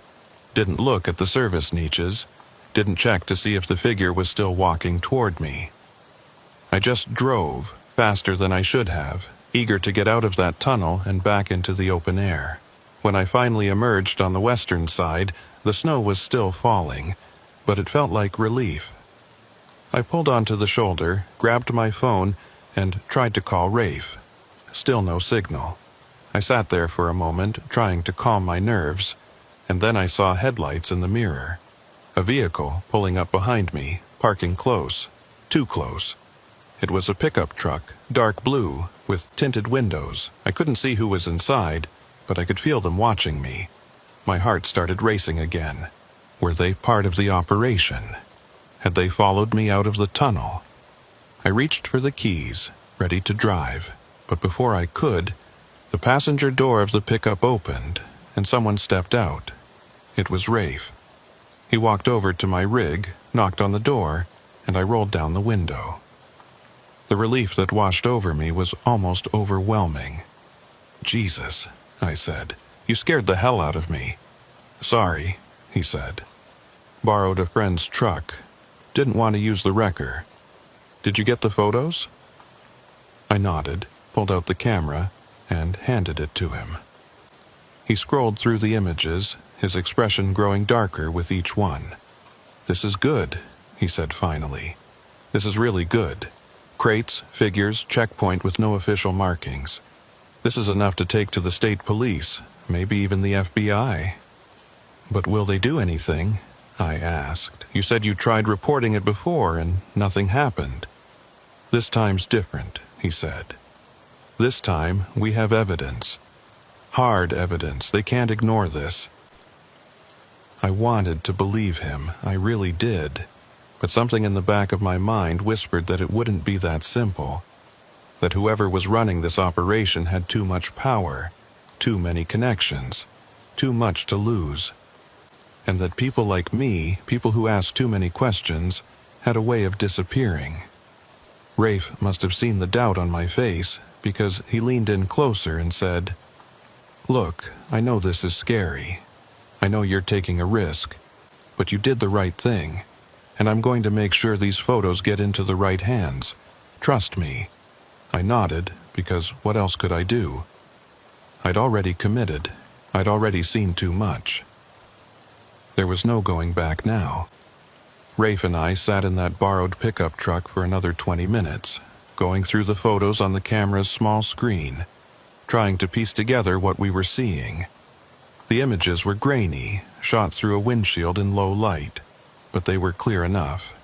The checkpoint with no official markings. The service niches with their strobing lights. The crates stacked against the walls. And in one photo, zoomed in as far as the camera would allow, a figure crouched beside an open crate, their hand reaching inside. "We need to get these to someone who can do something," Rafe said, scrolling through the images one more time. "Not local cops. They might be compromised. We need to go higher. State police, maybe federal." "And what do we tell them?" I asked. "That we think there's a smuggling operation happening in the Eisenhower Tunnel? Based on what? Some blurry photos and a hunch?" "It's more than a hunch," Rafe said firmly. "We both saw it, multiple times, and these photos prove that something irregular is happening in that tunnel. They'll have to investigate." I wanted to believe him, but I'd been around long enough to know that bureaucracy moves slowly, and people with power can make evidence disappear. Still, we had to try. "Okay," I said. "So, who do we contact? Do you have a name? Someone specific?" Rafe thought for a moment, then pulled out his phone. "I know someone. Road engineer with the Colorado Department of Transportation. Her name's Mireille Castor. She's based out of the Silverthorne office, handles safety inspections and structural assessments for this whole region. I've worked with her on a few accident scenes. She's straight shooter, doesn't mess around, and she has access to tunnel maintenance records, traffic logs, all the stuff we'd need to cross-reference. You think she'll believe us? I think she'll at least listen. And if she sees these photos, she'll have to ask questions." He dialed a number, put the phone on speaker, and after 3 rings, a woman's voice answered. "Tolland, it's almost 9 o'clock on a Friday night. This better be good. Mireille, I need your help. Something's happening in the Eisenhower, and I think it's serious." There was a pause, then a sigh. "What kind of something?" "The kind that involves unauthorized personnel, unmarked crates, and operations that aren't in any official records. Can you meet us? We've got photos." Another pause, longer this time. Then, "Where are you?" "West Portal Pullout, about a mile down from the tunnel exit. Give me 20 minutes." The line went dead. Rafe pocketed his phone and looked at me. "She's coming. That's a good sign." I nodded, but the knot in my stomach tightened. We were about to involve someone official, someone who might have the authority to shut this down. But that also meant we were putting ourselves on the record, making ourselves visible. If the people running this operation had the kind of connections Rafe suspected, we might be painting targets on our backs. While we waited, the snow continued to fall, heavy and relentless. I watched the tunnel entrance in the distance, a dark mouth in the mountainside, and wondered how many times this had happened before. How many drivers had passed through, seen the lights, seen the figures, and decided it was none of their business. How many had reported it and been ignored, and how many had gotten too curious and paid the price. Exactly 20 minutes later, a dark green SUV with state markings pulled into the lot and parked beside us. A woman got out, bundled in a heavy parka with the Colorado DOT logo on the shoulder. She was maybe in her late 40s with short dark hair streaked with gray and eyes that looked sharp even through the falling snow. She walked over to Rafe's window and he rolled it down. "Mireille Castor," she said, looking between Rafe and me. "You're the trucker?" "Arden Foxley," I said, leaning forward so she could see me. "All right, show me what you've got." Rafe handed her the camera, and she scrolled through the photos methodically, her expression unreadable. When she finished, she looked up at us, and I could see the wheels turning behind her eyes. "When were these taken?" "Tonight," I said. "Between about 7 and 8. I went through the tunnel twice, saw the same setup both times." "And you," she said, looking at Rafe. You've seen this before? 3 times over the past 4 years. Always in winter, always during storms. I reported it once, got no follow-up. Mireille nodded slowly, handing the camera back to Rafe. Okay, I need to check something. Wait here. She walked back to her SUV, climbed in, and I saw the glow of a laptop screen through the windshield. She was typing, pulling up records, cross-referencing. We sat in silence watching her work. After about 10 minutes, she got back out and walked over, her expression darker than before. According to our maintenance logs, there was no scheduled activity in the Eisenhower tonight. No inspections, no repairs, no closures. The tunnel was supposed to be running normal operations. But there was a checkpoint, I said. Cones, people in reflective vests, the whole setup. I know, and that's what worries me. She pulled out her phone, made a call, and when someone answered, she said, "This is Castor. I need the traffic camera feeds for Eisenhower Tunnel westbound between 1800 and 2000 hours tonight. Can you pull those up?" A pause. Yes, I'll hold. She put the phone on speaker, and we waited. The snow was piling up on the windshield now, and Rafe turned on the wipers to clear it. Finally, a voice came through the phone. Male, sounding confused. "Ma'am, I'm showing a system malfunction for that time window. Cameras went offline at 1752 hours, came back online at 2014 hours. No footage available." Mireille's jaw tightened. "Both cameras?" "All 4, actually. West portal, east portal, and both interior feeds. Complete blackout." "That's not a malfunction," she said quietly. "That's deliberate." She thanked the dispatcher and hung up, then looked at us. "Someone disabled the cameras. Someone with access to our systems. Someone who knew exactly when to do it and how long they'd need. Inside job," Rafe said. "Has to be. And if they can access our systems, they can access our communications, our schedules, our personnel records, which means we need to be very careful about who we talk to and what we say." I felt a chill run through me that had nothing to do with the cold. "So, what do we do? If they're monitoring your systems, they might already know we're here talking to you." "Maybe," Mireille said, "but I pulled those records on my personal laptop, not the state network, and I called the traffic center on my personal phone. If they're watching, they'd have to be monitoring everything, which is possible but harder to do without leaving traces." She thought for a moment, then made a decision. "I'm going to copy those photos to my laptop. Then I want you both to get out of here. Don't go home tonight. Find a hotel, somewhere off the highway, pay cash if you can. I'll take this to my supervisor in the morning, along with the formal request for a federal investigation." "And what do we do in the meantime?" I asked. "Keep your heads down. Don't talk about this with anyone. And if you see anything else unusual, anything at all, you call me immediately." She handed business cards to both of us, then took the camera from Rafe and walked back to her SUV to transfer the files. Rafe and I sat in silence, the weight of what we'd uncovered pressing down on us. This wasn't just a random smuggling operation.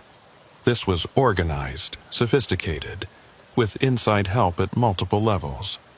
And we'd just made ourselves part of the investigation, which meant we were now risks to whoever was running it.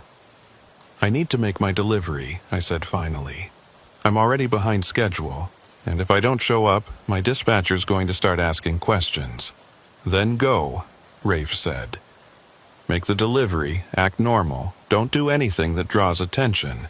I'll stay in touch with Mireille, make sure those photos get into the right hands." I nodded, but something was nagging at me. A detail I'd noticed but hadn't fully processed until now. "Rafe, when I was in the tunnel the second time, right before the traffic stopped, I saw someone walking along the shoulder, between the service niches. They were carrying something, checking on things. Did you see anyone like that when you went through? His expression shifted, became more alert. No, I saw the figures standing in the niches, but I didn't see anyone moving around. Are you sure? Positive. They were walking from niche to niche like they were doing rounds, making sure everything was secure.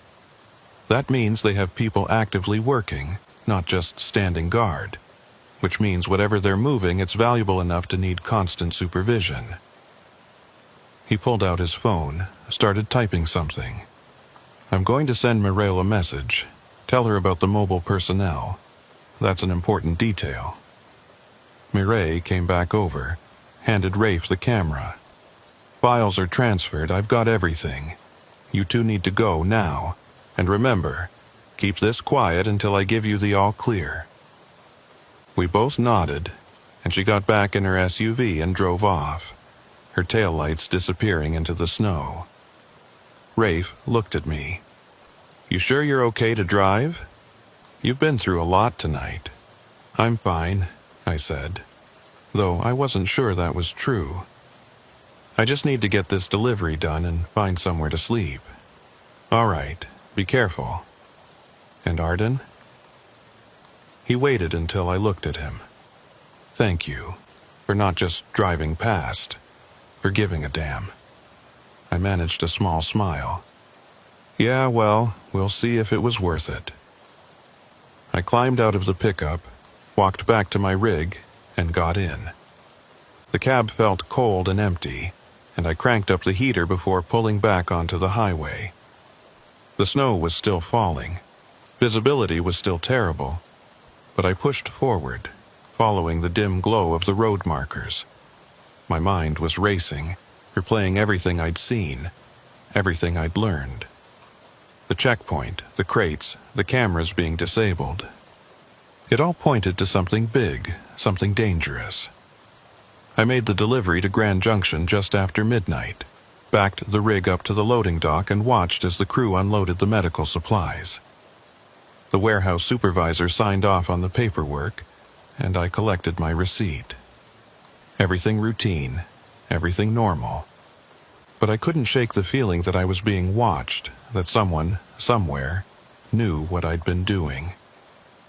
I found a small motel on the outskirts of town, paid cash for a room like Mireille had suggested, and parked my rig where I could see it from the window. The room was basic, clean but worn, with a bed that sagged in the middle and a TV that only got 3 channels. I didn't care. I just needed a place to think, to process. I sat on the edge of the bed, pulled out my phone, and checked for messages. Nothing from Rafe, nothing from Mireille. I opened my logbook and added notes about the delivery, keeping everything professional and routine. But on a separate page, hidden in the back, I wrote down everything I could remember about the tunnel. Times, locations, details I might forget if too much time passed. If something happened to the photos, if the investigation got buried, I wanted to have my own record. I was about to turn off the light and try to sleep when my phone buzzed. A text from an unknown number. Stop asking questions. Forget what you saw. This is your only warning. My blood went cold. I stared at the screen, reading the message again, trying to figure out if it was real or if I was just being paranoid. But the timing was too specific, too deliberate. Someone knew. Someone was watching. And they wanted me to back off. I grabbed my keys, ready to leave, ready to drive. But then another text came through, this time from Rafe. Just got a weird message. Someone warning me off. Did you get one too? I typed back quickly. Yes. Just now. What do we do? His response came fast. Don't panic. They're trying to scare us. Means we're onto something. I'm calling Mireille, letting her know. You stay put, keep your door locked, don't open it for anyone. I did as he said, locked the door, checked the window, made sure my rig was still visible. Then I sat on the bed, with my back against the wall, phone in hand, and waited. Hours passed. I didn't sleep, couldn't sleep, Every sound outside made me jump. Every car that pulled into the parking lot made my heart race. But nothing happened. No one came. The night stretched on, cold and silent. At around 4 in the morning, my phone buzzed again. This time it was Mireille. Meeting with my supervisor at 0800. Federal agents will be briefed by noon. Sit tight. Do not go back to that tunnel. I texted back. Understood. Be safe. As the sky started to lighten with the first hints of dawn, I finally allowed myself to relax a little. We'd done what we could. We'd gathered evidence, reported it to someone who could act on it. Now it was out of our hands.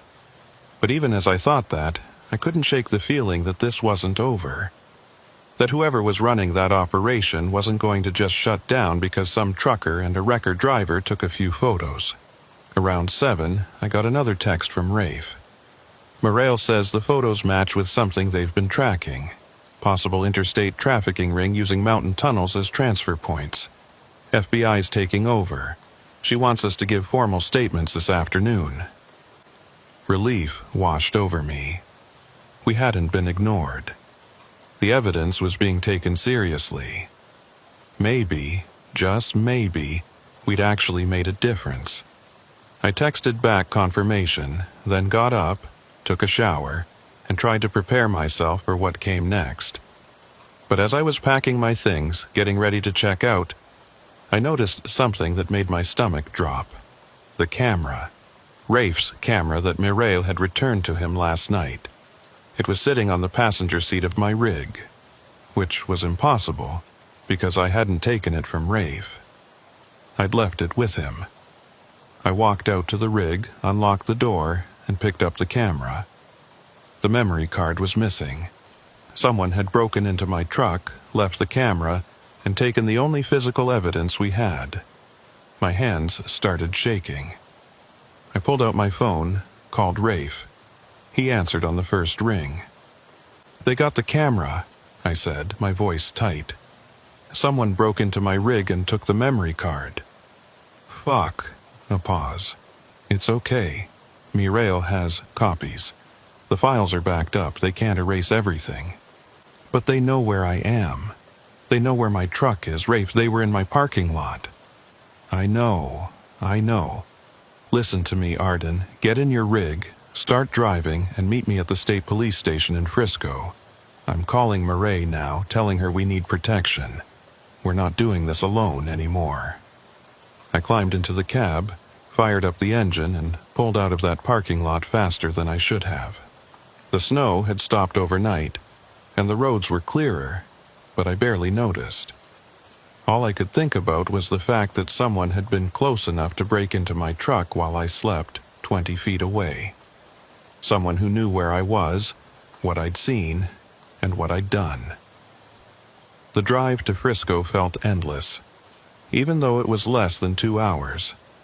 I kept checking my mirrors, looking for vehicles that might be following me, watching for anything unusual.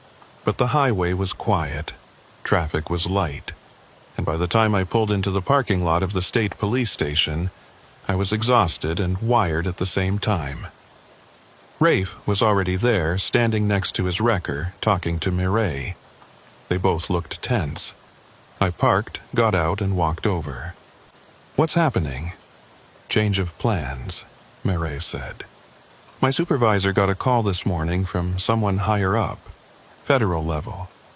They're saying the investigation's been classified and they're taking over completely, which means we can't talk about it, can't share information, and can't file formal statements until they say so." "That doesn't make sense," I said. "If they're investigating, shouldn't they want our statements right away?" "You'd think," she said grimly. "But this whole thing's being locked down tight. Makes me think it's bigger than we thought, or that someone very powerful is involved."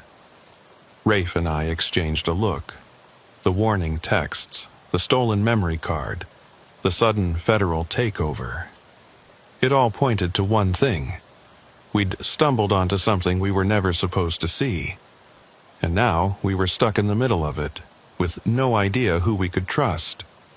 We stood in that parking lot for another hour, waiting for someone to tell us what to do next. Mireille was on her phone almost constantly, talking to her supervisor, then to someone at the federal level, then back to her supervisor. Each conversation seemed to make her more frustrated, more tense.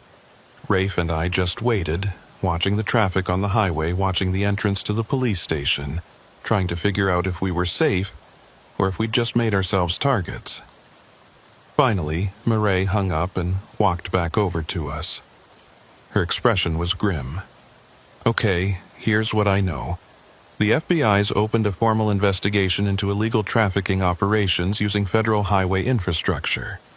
They're interested in what you saw, but they want to conduct the interviews themselves on their timeline, which means you're not giving statements to local police today. So what do we do? I asked. Just go home and wait? Essentially, yes. They'll contact you within 72 hours to schedule interviews. In the meantime, you go about your normal routines. Don't discuss this with anyone, and don't go back to that tunnel. What about the threats? Rafe asked. Someone broke into Arden's truck, stole evidence, sent us both warning messages. Are we just supposed to ignore that? I reported all of it, Mireille said. But until the feds decide how they want to handle this, there's not much else I can do. I'm sorry, I know that's not what you want to hear, but my hands are tied. I felt a surge of frustration. We'd risked ourselves to gather evidence, to expose something clearly illegal, and now we were being told to sit tight and wait. But I also understood the reality. This was bigger than us, bigger than a local investigation. If the federal government was involved, if there really was an interstate trafficking ring using mountain tunnels, then we were just small pieces in a much larger puzzle. Fine, I said. But I want protection. If someone's willing to break into my truck to steal evidence, what's to stop them from doing something worse? I'll make sure that request gets escalated, Mireille said.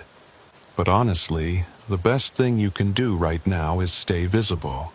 Stay in public places. Stay around people. Don't isolate yourself.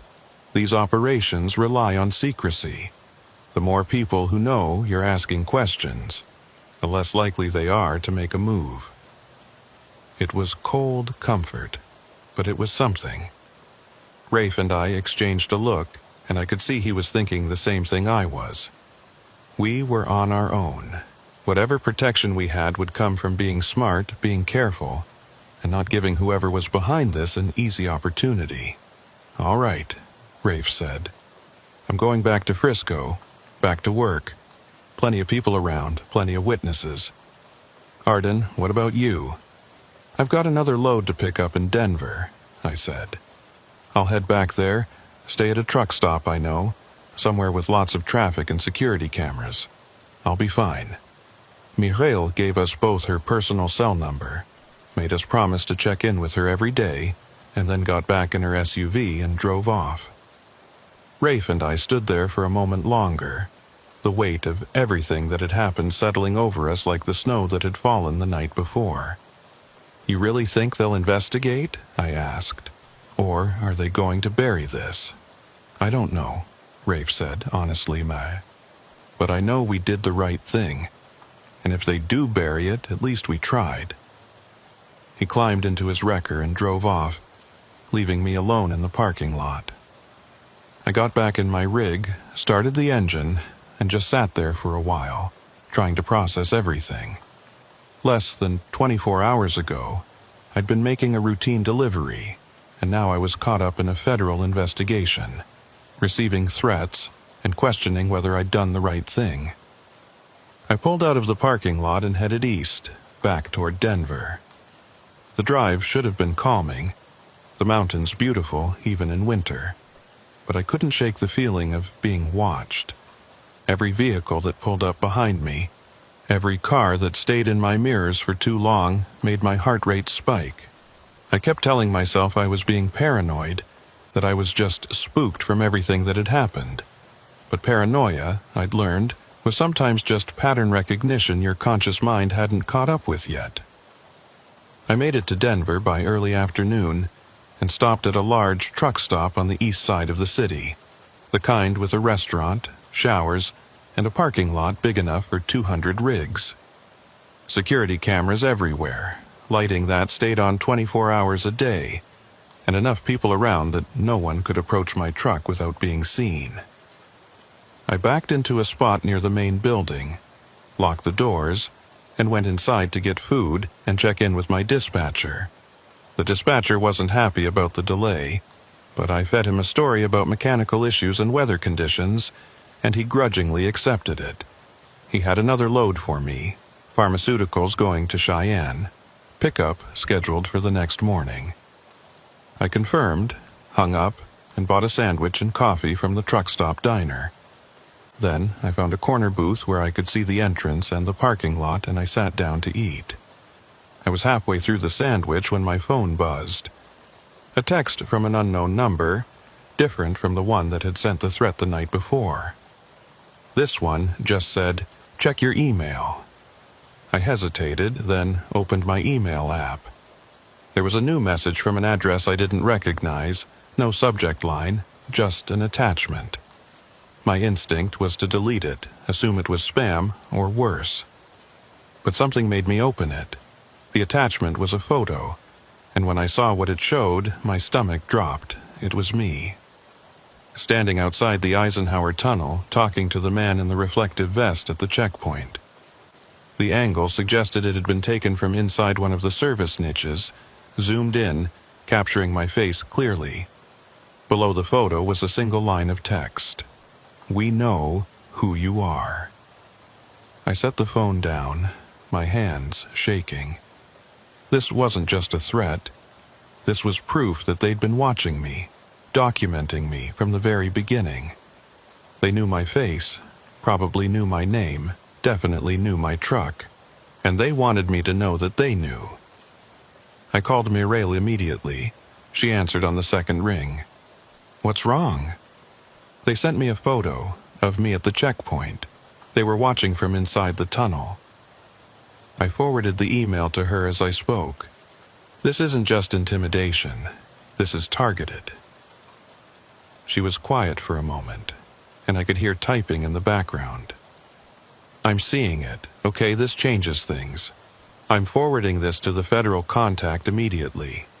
This is evidence of surveillance, possibly harassment. They'll have to take this seriously. What do I do in the meantime? Stay where you are. Public place. Lots of people. I'm going to see if I can get someone from the Denver field office to meet with you today instead of waiting. This has escalated."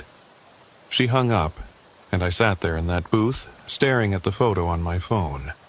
The quality was too good for a phone camera, too stable for a handheld shot. This was professional equipment, probably mounted, probably part of a larger surveillance system.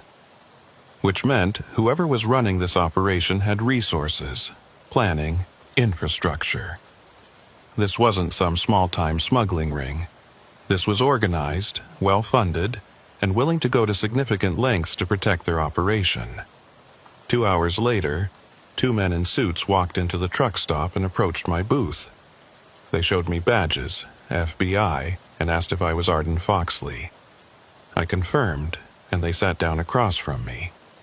The older one, maybe 50 with graying hair and tired eyes, introduced himself as Special Agent Garrett. The younger one, 30s with a neat haircut and sharp suit, was Special Agent Lunn. "Ms. Foxley," Garrett said, pulling out a notepad. "We understand you witnessed some unusual activity in the Eisenhower Tunnel last night, and you've received threatening communications since then. We'd like to hear your account of what happened." I told them everything. The checkpoint, the service niches, the strobing lights, the figures standing inside. The photos I'd taken, the traffic camera blackout, the stolen memory card, the threatening texts, and now the surveillance photo. They listened without interrupting, taking notes, occasionally glancing at each other. When I finished, Garrett leaned back and exchanged a look with Lun. "What you're describing matches intelligence we've been gathering for the past 18 months, Garrett said carefully. "We've had reports of irregular activity in several mountain tunnels along major interstate routes. Colorado, Wyoming, Montana. Always during adverse weather, always with similar patterns. Checkpoints that aren't officially sanctioned, surveillance camera failures, and vehicles that enter but don't show up on exit logs." "So you already knew about this," I said, feeling a mix of relief and frustration. "Why haven't you shut it down?" "Because we don't know the full scope yet," Lund said. "We know something's happening, but we don't know who's running it, where the goods are coming from or going to, or how many people are involved. That's why your photos were valuable. They give us visual confirmation, specific details we can use to build a case." "Except the memory card was stolen," I pointed out. "But the engineer, Castor, made backup copies," Garrett said. "We have those files now, and combined with your testimony and the testimony of the record driver, we have enough to justify expanded surveillance and investigation." "What about protection?" I asked. "They know who I am. They've been watching me. What's to stop them from doing something more than just sending threatening messages?" Garrett and Lun exchanged another look.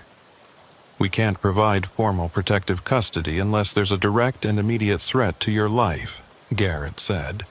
"But we can increase patrols in areas where you're likely to be, and we can flag your information in our systems so if anything happens, response will be immediate." It wasn't much, but it was something. "What do you need from me?" "Keep doing what you're doing. Go about your normal work. But if you see anything else unusual, any other activity that matches what you saw last night, you contact us immediately." Garrett handed me a business card with a phone number handwritten on the back.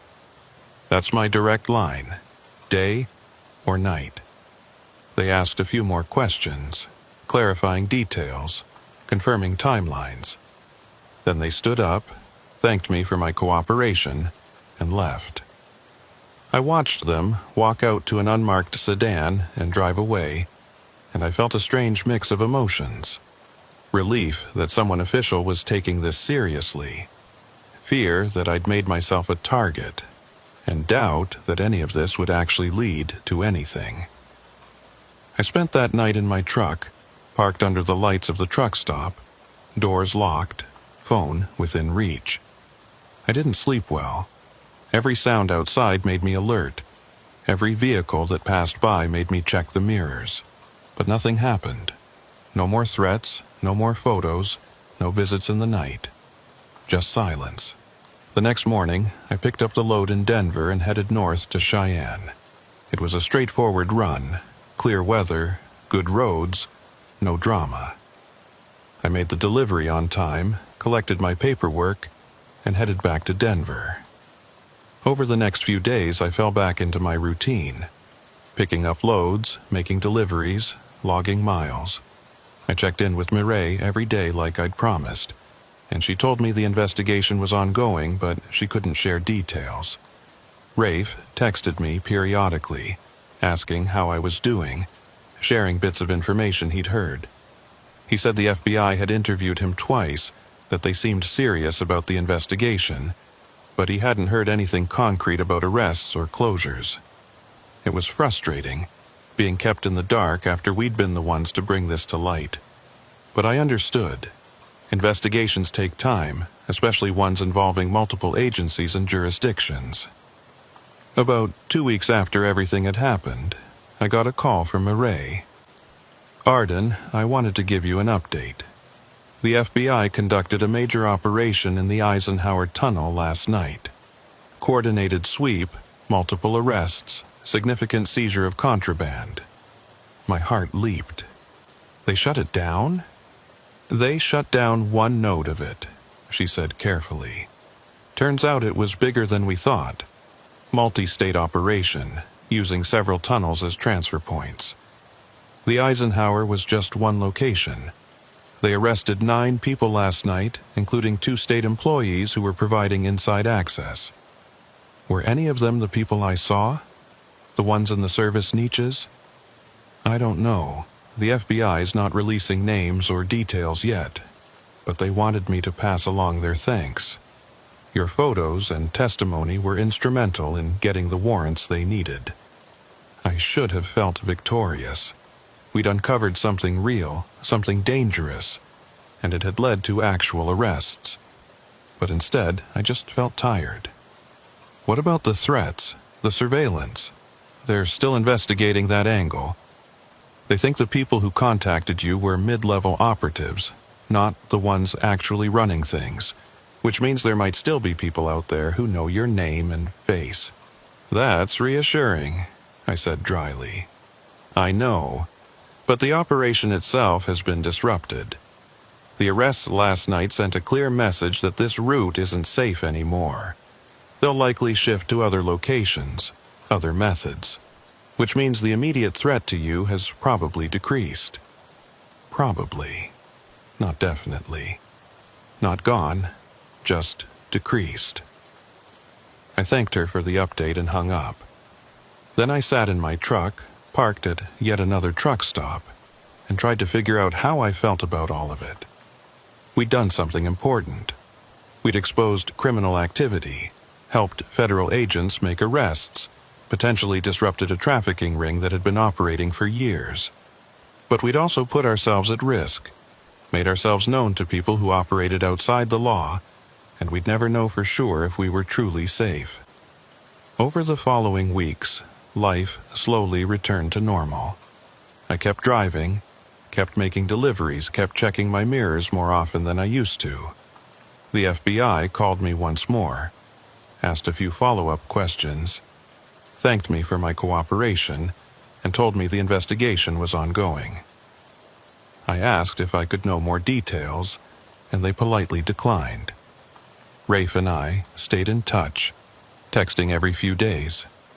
He told me he'd been called to testify before a grand jury, that the case was moving forward, that there might be more arrests, but he also said he'd been getting weird looks from other drivers. That word had gotten around about what we'd done, and not everyone thought we'd done the right thing.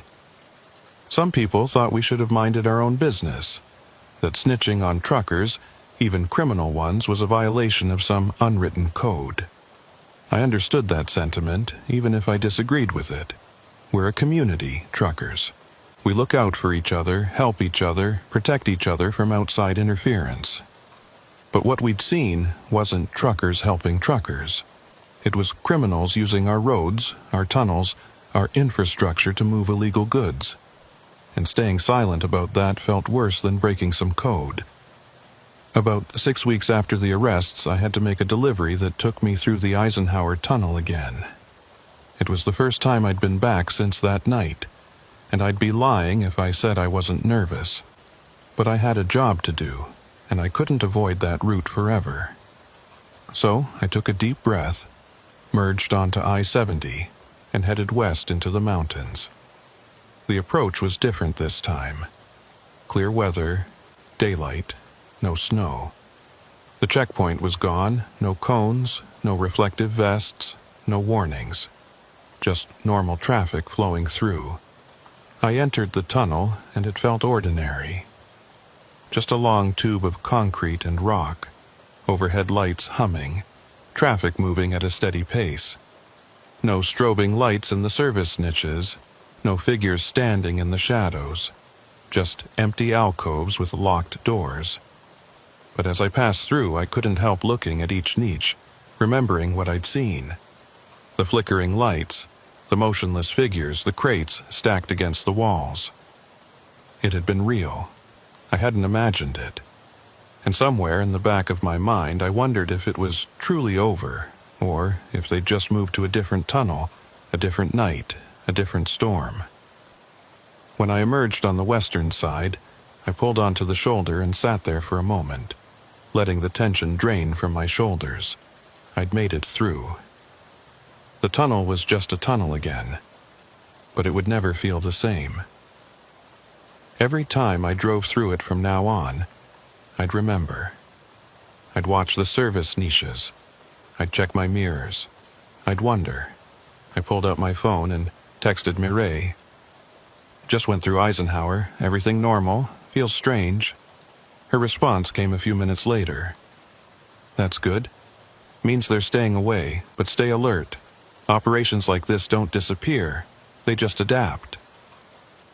I knew she was right, and I knew that somewhere out there, in some other tunnel or on some other route, the same thing was probably happening again. Different people, different methods, same basic operation. Using the infrastructure we all depended on to move things that should never see daylight. I thought about calling Rafe, telling him I'd been through the tunnel, but decided against it. He was probably dealing with his own aftermath, his own questions about whether we'd done the right thing. Instead, I put the phone away, started the engine, and got back on the highway. Months passed. The FBI never contacted me again. I never heard about trials or additional arrests. The story never made the news, at least not in any way that connected to what I'd seen. It was like the whole thing had been quietly swept under some federal rug, dealt with behind closed doors, kept out of public view. Maybe that was necessary for the investigation. Maybe it was to avoid panic or copycats. Or maybe it was just the way things work when powerful people are involved. I still drive trucks, still take loads through the mountains, sometimes through the Eisenhower, sometimes through other tunnels. And every single time, I watch. I look for the signs, the patterns, the things that don't quite add up. Not because I'm looking for trouble, but because now I know. I know that the roads we drive, the tunnels we pass through, the infrastructure we trust can be used for things we never imagine. And that the people running those operations are smart, organized, and very good at staying invisible. Sometimes, late at night when I'm parked at a rest stop, I think about that photo they sent me. The one showing me at the checkpoint, taken from inside the tunnel. I wonder if they still have it, if they're still watching, if they remember my face. And I wonder what would have happened if I'd just kept driving that night. If I'd ignored the strobing lights and the figures in the niches. If I'd minded my own business like so many drivers probably have. Would it have been safer? Probably. Would it have been easier? Definitely. But would I have been able to live with myself, knowing I'd seen something wrong and chosen to look away? I don't think so. I still have Garrett's business card, the one with his direct number written on the back. It's in my glove box, tucked between my registration and insurance papers. I've never had to use it, but knowing it's there makes me feel a little safer, a little less alone. And I still talk to Rafe every few weeks. We don't discuss what happened much anymore.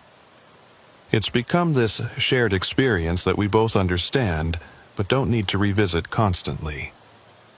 Last time we spoke, he mentioned that he'd been contacted by another trucker who'd seen something similar in a tunnel in Montana.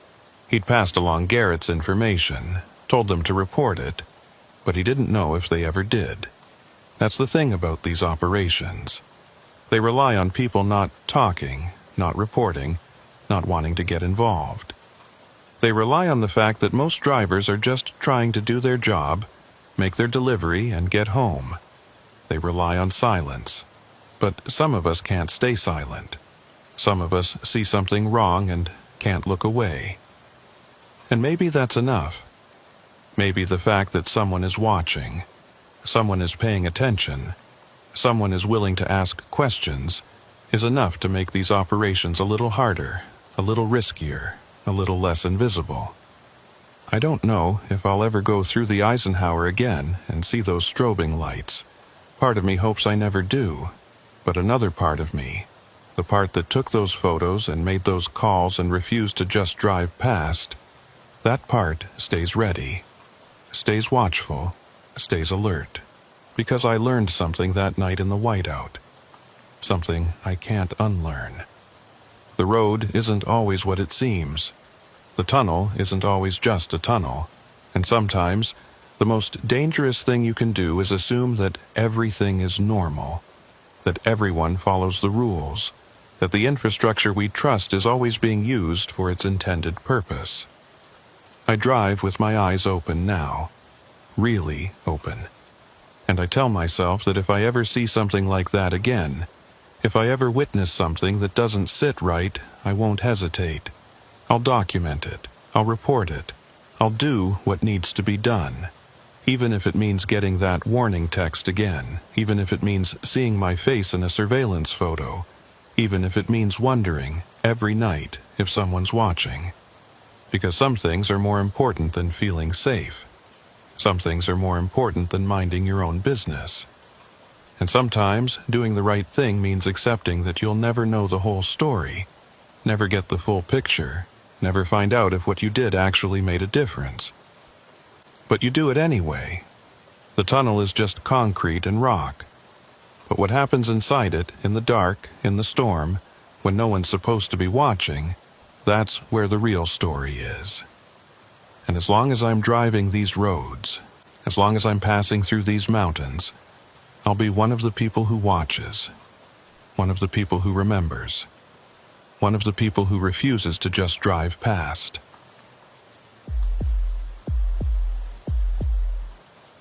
My name is Lyle Mercer, and I've been hauling freight for 22 years. I started when I was 26, right out of the Army, needed something that kept me moving but didn't require me to take orders from anyone. Trucking fit the bill. You're on your own out there, making your own decisions, managing your own time. Sure, you've got dispatchers and delivery schedules, but once you're on the road, it's just you and the highway. I've always liked that independence, that solitude. At least, I did until that night in the Alleghenies when the road decided to take me somewhere I'd never intended to go. This happened in late October, about 3 years back. I was hauling industrial parts from a manufacturer outside Pittsburgh, headed to a plant in Harrisburg. Heavy load, precision equipment, the kind of freight that doesn't tolerate delays or rough handling. The route was straightforward, taking Route 22 east through the mountains, a road I'd driven dozens of times. It's not the most scenic drive, especially at night, but it's efficient and usually well maintained. The weather forecast had called for clear skies, light winds, typical fall conditions. Nothing that should have caused any problems. I left Pittsburgh around 6 in the evening, planning to make the delivery by midnight. Traffic was light as I headed east, mostly local commuters heading home and a few other commercial vehicles making their runs. The sun was setting behind me, painting the sky in shades of orange and purple, and the temperature was dropping fast. By the time I reached the foothills of the Alleghenies, it was full dark, and the outside temp was hovering around 40 degrees. I had the heater running low, the radio playing classic rock at a volume just loud enough to keep me company without being distracting. The first sign that something was off came about an hour into the drive. I was climbing a long grade, the kind that makes your engine work and tests your transmission, when I saw the digital highway sign ahead. It was one of those modern LED boards that displays traffic updates, road conditions, emergency alerts. As I got closer, I could read the message. Route 22 East closed. Mile 156 to 174. Emergency repairs. Follow detour. I frowned, checked my odometer. I was at mile marker 151, which meant the closure was about 5 miles ahead. I grabbed my phone to check for updates, but there was no signal. Not unusual in this part of the mountains, the terrain plays hell with cell reception. I turned up the CB radio, listened for any chatter from other drivers, but it was quiet. Just static and the occasional burst of interference. The detour sign started appearing about a mile later. Orange arrows pointing to the right, directing traffic off Route 22 and onto what looked like an older secondary road. The pavement was rougher here, cracked and patched in multiple places, and the road narrowed significantly. The painted lines were faded, barely visible in my headlights. I slowed down, keeping an eye on the mirrors to make sure the trailer wasn't swinging too wide on the turns. The detour took me deeper into the mountains, away from the main highway, onto roads that felt increasingly isolated. I passed through a small town, maybe 3 blocks long, with a gas station that looked closed, and a diner with a flickering neon sign. No other vehicles, no pedestrians, just empty streets and the yellow glow of scattered streetlights. I kept following the detour signs, trusting that they'd eventually loop me back to Route 22. But after another 20 minutes, the signs changed. Instead of the standard orange detour markers, I started seeing older signs, the kind made of wood with painted lettering that had weathered to the point of being barely legible. One sign read, Allegheny Bore, alternate route. Another said, caution, narrow passage, reduced clearance. I didn't like the sound of that. Narrow passage and reduced clearance are not words a trucker wants to see, especially when hauling a full-size trailer. I slowed even further, downshifting to give myself more control. The road ahead curved sharply to the left, and as I followed it around, I saw something that made me hit the brakes. There was a tunnel entrance, but not like any modern tunnel I'd seen. This was old, really old. The entrance was framed by stone archways that looked like they'd been built a century ago, with crumbling mortar and vines growing up the sides. The opening was barely wide enough for my rig, and there were no lights inside, just a yawning darkness that swallowed my headlights. I sat there for a moment, engine idling, trying to decide what to do. Part of me wanted to turn around, find another route, avoid this decrepit-looking tunnel altogether. But the road behind me was too narrow to turn a full rig around, and I didn't know how far back I'd have to go to find a place wide enough. Plus, if this was the official detour, then it should be safe, right? The state wouldn't direct traffic through a dangerous passage. I put the rig in gear and eased forward. The entrance was tight, and I had to keep the wheel perfectly centered to avoid scraping the sides. As I passed through the stone archway, I noticed something carved into the rock above. ABRRR, 1889. Railroad.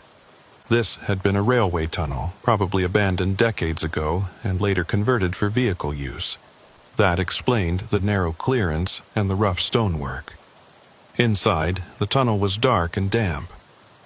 My headlights illuminated maybe 50 feet ahead, revealing walls of bare rock that glistened with moisture. The ceiling was low, maybe 12 feet, which gave me just enough clearance but not much margin for error.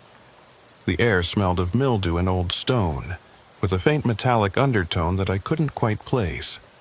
The sound of my engine echoed off the walls, creating a deep, resonant rumble that seemed to fill the entire space. I kept my speed low, maybe 15 miles an hour, watching for any obstacles or structural issues. The tunnel curved slightly to the right, and as I followed it, I noticed markings on the walls. Old paint, faded to the point of being barely visible, but I could make out numbers and letters. Section 4. Clearance 12-6. Emergency exit 550. Someone had marked this tunnel for safety at some point, though the markings looked decades old. The tunnel stretched on longer than I expected. I'd been inside for at least 5 minutes, which at my speed meant I'd covered more than a mile. For a railway tunnel, that wasn't unusual, but for a detour route, it felt excessive. I checked the odometer, tried to calculate how much longer this would take, but the math didn't add up. If the closure on Route 22 was only 18 miles, this detour should have been shorter, not longer. That's when I noticed the first service alcove. It was cut into the right wall, a shallow recess maybe 8 feet deep, with a rusted metal door at the back. The door was partially open, hanging loose on its hinges, and I could see darkness beyond. I slowed even further, trying to get a better look, but the angle was wrong and I was already past it. I glanced in the side mirror, saw the alcove receding behind me, and felt a prickle of unease. A few hundred yards later, I saw another alcove. This one on the left side. Same setup, rusted door hanging open, darkness beyond. But this time, as my headlights swept past, I caught a glimpse of something inside. Something that looked like it had been piled or stacked. I couldn't tell what it was from that distance and at that speed, but it was enough to make me slow down even more. Then the tunnel forked. 2 passages, both equally dark, both unmarked except for faded paint on the walls. The left passage had an arrow pointing straight ahead with the word "through" barely visible. The right passage had an arrow and the word "service." I followed the left passage, the through route. But as I passed the junction, I glanced down the service passage and saw something that made my skin crawl. There were lights. Not modern LED lights or fluorescent tubes, but old, incandescent bulbs. Dim and flickering, strung along the ceiling of the service passage like Christmas lights. And in that dim, uneven light I could see shapes. Vehicles, maybe. Or equipment. Something large and dark, sitting in the shadows. I kept driving, told myself it was just maintenance equipment. Storage for road crews, nothing unusual. But the unease in my chest grew heavier. This didn't feel like an official detour. This felt like I'd been routed into some forgotten corner of the highway system. A place that was supposed to be closed, sealed off, left to decay. The tunnel continued, twisting and turning in ways that didn't match the straight, efficient design of modern infrastructure. I passed more alcoves, more service doors, more faded markings. Some of the doors were closed, some were open, and in one alcove, I saw what looked like old tools leaning against the wall. A pickaxe, a shovel, a coil of rope. All rusted, all covered in dust like they'd been there for years. Then I smelled it. Diesel fuel. Strong and fresh, cutting through the musty air of the tunnel. I checked my gauges, made sure I wasn't leaking, but everything looked normal. The smell was coming from outside the cab, from somewhere in the tunnel. I slowed even more, almost to a crawl, trying to locate the source. That's when I saw the niche. It was different from the alcoves I'd passed before. Larger, deeper, set back into the wall like a small room. And inside, barely visible in the glow of my headlights, was a vehicle. A box truck, white, unmarked, parked with its rear doors facing the tunnel. The doors were open, and I could see the interior was empty. No cargo, no equipment, just bare metal walls. I stopped completely, put the rig in neutral, and sat there staring at that truck. Everything about this felt wrong. Why would a vehicle be parked in a service niche inside a railway tunnel? Why were the doors open? And why could I smell diesel so strongly if the truck wasn't running? I reached for my phone, thinking I'd try to call someone, report this, get some guidance. Still no signal. I grabbed the CB mic, keyed it, and spoke into the channel. "This is Mercer, eastbound on the Allegheny Board detour. Is anyone else on this route? Over?" Static. Pure, unbroken static. I tried a few other channels, same result. The CB was working, the radio was on, but there was no one out there. Or, if there was, they weren't responding. I put the mic down and stared at that truck again. Part of me wanted to get out, take a closer look, figure out what was going on. But a bigger part of me, the part that had learned to trust my instincts over 2 decades of driving, told me to keep moving. Whatever that truck was doing there, whoever had left it, it wasn't my business. My job was to make my delivery, not investigate abandoned vehicles and forgotten tunnels. I put the rig back in gear and started moving forward. As I passed the niche, I kept my eyes on the truck in my side mirror, watching for any sign of movement, any indication that someone was nearby. Nothing, just that empty truck with its doors hanging open, sitting in the darkness. The tunnel began to slope downward, a gradual descent that made me shift to a lower gear to maintain control. The walls changed too, from bare rock to sections of brick and concrete, like different construction methods had been used in different eras. Some sections looked relatively new, maybe from the 70s or 80s when the tunnel was converted for vehicle use. Other sections looked ancient, the brickwork crumbling, the mortar falling out in chunks. I passed another service passage, this one on the right. No lights this time, just darkness. But as my headlights swept across the entrance, I saw something painted on the wall. Large letters, spray-painted in red, "No access, condemned, hazard." Below it, in smaller letters, "Authority use only, authority use only." What authority? State highway?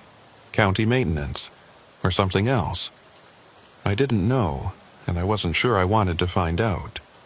The sound of dripping water became more pronounced, echoing through the tunnel in a steady rhythm. Drip, drip, drip. And with it came another sound, faint but distinct. Metal on metal. A scraping sound, like something being dragged across a concrete floor. I slowed again, listening, trying to pinpoint where it was coming from. But the echoes made it impossible to tell. It could have been ahead of me, behind me, or in one of the service passages. All I knew was that it was real, not my imagination, not the sound of my own rig. I kept driving, faster now, eager to get out of this tunnel and back onto a proper road. But the tunnel seemed endless, stretching on, twisting through the mountain like a maze. I checked my odometer again. I'd been inside for almost 15 minutes, which meant I'd covered at least 3 miles. That was too long. Even for an old railway tunnel, that was too long. Then, finally, I saw it. A faint glow ahead, pale and cold, like moonlight. The exit. Relief washed over me, and I pressed the accelerator slightly, eager to get out. But as I got closer, something didn't look right. The exit wasn't opening onto a road or a highway. It was opening onto another tunnel, a junction with multiple passages branching off in different directions. I hit the brakes, brought the rig to a stop, and stared at the junction ahead. This wasn't a detour. This was a network, a system of tunnels, interconnected, probably built for the railway back in the 19th century and later repurposed, forgotten, or abandoned. And I was somewhere in the middle of it, with no clear idea of how to get out. I sat there in the darkness, engine idling, staring at those branching passages, and for the first time in my 22 years of driving, I felt truly lost. I sat at that junction for a good 5 minutes, trying to make sense of what I was seeing. 3 passages branched off from where I'd stopped, each one disappearing into darkness. The walls at the junction were covered in old signage, most of it so faded I could barely make out the letters. I could see fragments: East Main, West Spur, service access, railway terminology, routing instructions for trains that hadn't run through here in probably 70 years. The passage I'd come from was behind me, obviously. That left 3 choices ahead. I studied each one carefully, looking for anything that might indicate which was the correct route. The leftmost passage had a slight upward slope, which suggested it might lead back to the surface. The center passage looked level, continuing straight into the mountain. The rightmost passage sloped downward, and had what looked like water pooled at the entrance, reflecting my headlights in dark, oily patches. I chose the left passage, figuring upward was more likely to lead out than down.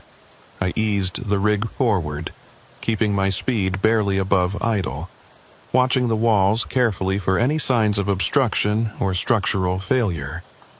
The passage was narrower than the main tunnel I'd been in, and I had maybe 6 inches of clearance on each side. If I met another vehicle coming the other way, one of us would have to back up, and in a rig this size, backing up in a narrow tunnel was not something I wanted to contemplate. The walls here were different. less finished, more raw. In some places I could see the marks of old drilling equipment, circular patterns scored into the rock.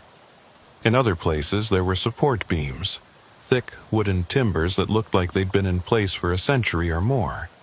Some were rotting, sagging under the weight of the mountain above. I tried not to think about what would happen if one of those beams gave way while I was underneath it. After about 10 minutes of slow, careful driving, I reached another junction. This time, there were only two choices: continue straight or turn right. There were no signs, no markings, nothing to indicate which was correct. I chose straight, purely on instinct, and kept going. The air quality was getting worse. The musty smell I'd noticed earlier was stronger now, mixed with something chemical, something that made my eyes water slightly. I cracked the window an inch, hoping fresh air might help, but there was no fresh air down here, just the same stale underground atmosphere, thick with moisture and decay. I passed another service niche, and this time I saw something that made me stop. There was a door, like the others I'd seen, but this one had a padlock on it. New padlock, chrome-plated, the kind you'd buy at any hardware store. Someone had been here recently. Someone had secured this door, which meant someone was using these tunnels for something. I got out of the cab, grabbed my flashlight from behind the seat, and walked over to the door. The padlock was definitely new, maybe a few months old at most. The hasp it was attached to was also new, bolted into the old wood of the door with modern screws. I aimed my flashlight at the door, looking for any indication of what might be behind it, and noticed something I'd missed from the cab. There were scratches on the ground in front of the door, drag marks in the dust like something heavy had been pulled in or out recently. I tried the door handle just in case, but it was locked tight. I stood there for a moment, debating whether to try to force it open, but decided against it. Whatever was behind that door, whoever had put that lock there, they'd done it for a reason. And I was already deep enough into a situation I didn't understand without making it worse by breaking and entering. I got back in the cab and kept driving. But now my mind was racing. Someone was using these tunnels. The abandoned truck, the new padlock, the drag marks, all of it pointed to active use. But for what? Storage? Smuggling? Something worse? I didn't know. And part of me didn't want to know. I just wanted to find a way out and get back to my delivery route. The passage began to widen, and I felt a small measure of relief. Wider meant I was probably getting closer to a main route, closer to an exit. But then I saw something that killed that hope. The passage was blocked. Not completely, but mostly. There was a rockfall, a pile of stone and debris that had collapsed from the ceiling and filled the tunnel from floor to about 8 feet up. Above the debris, I could see open space. A gap just large enough that I might be able to squeeze through on foot, but there was no way my rig was getting past. I stopped, killed the engine, and sat there staring at that blockage. This was bad. Really bad. I couldn't go forward, and backing up through all those junctions, all those narrow passages would take hours, and might not even lead me back to the entrance I'd come in through. I was well and truly stuck. I grabbed my phone, checked again for signal, nothing. Not even a single bar. I was too deep, too surrounded by rock and earth for any signal to reach me. I tried the CB again, cycling through every channel, calling out for anyone who might be listening. Static on every channel. I sat there for a long time, trying to think through my options. I could abandon the rig, try to climb over the rockfall and find my way out on foot.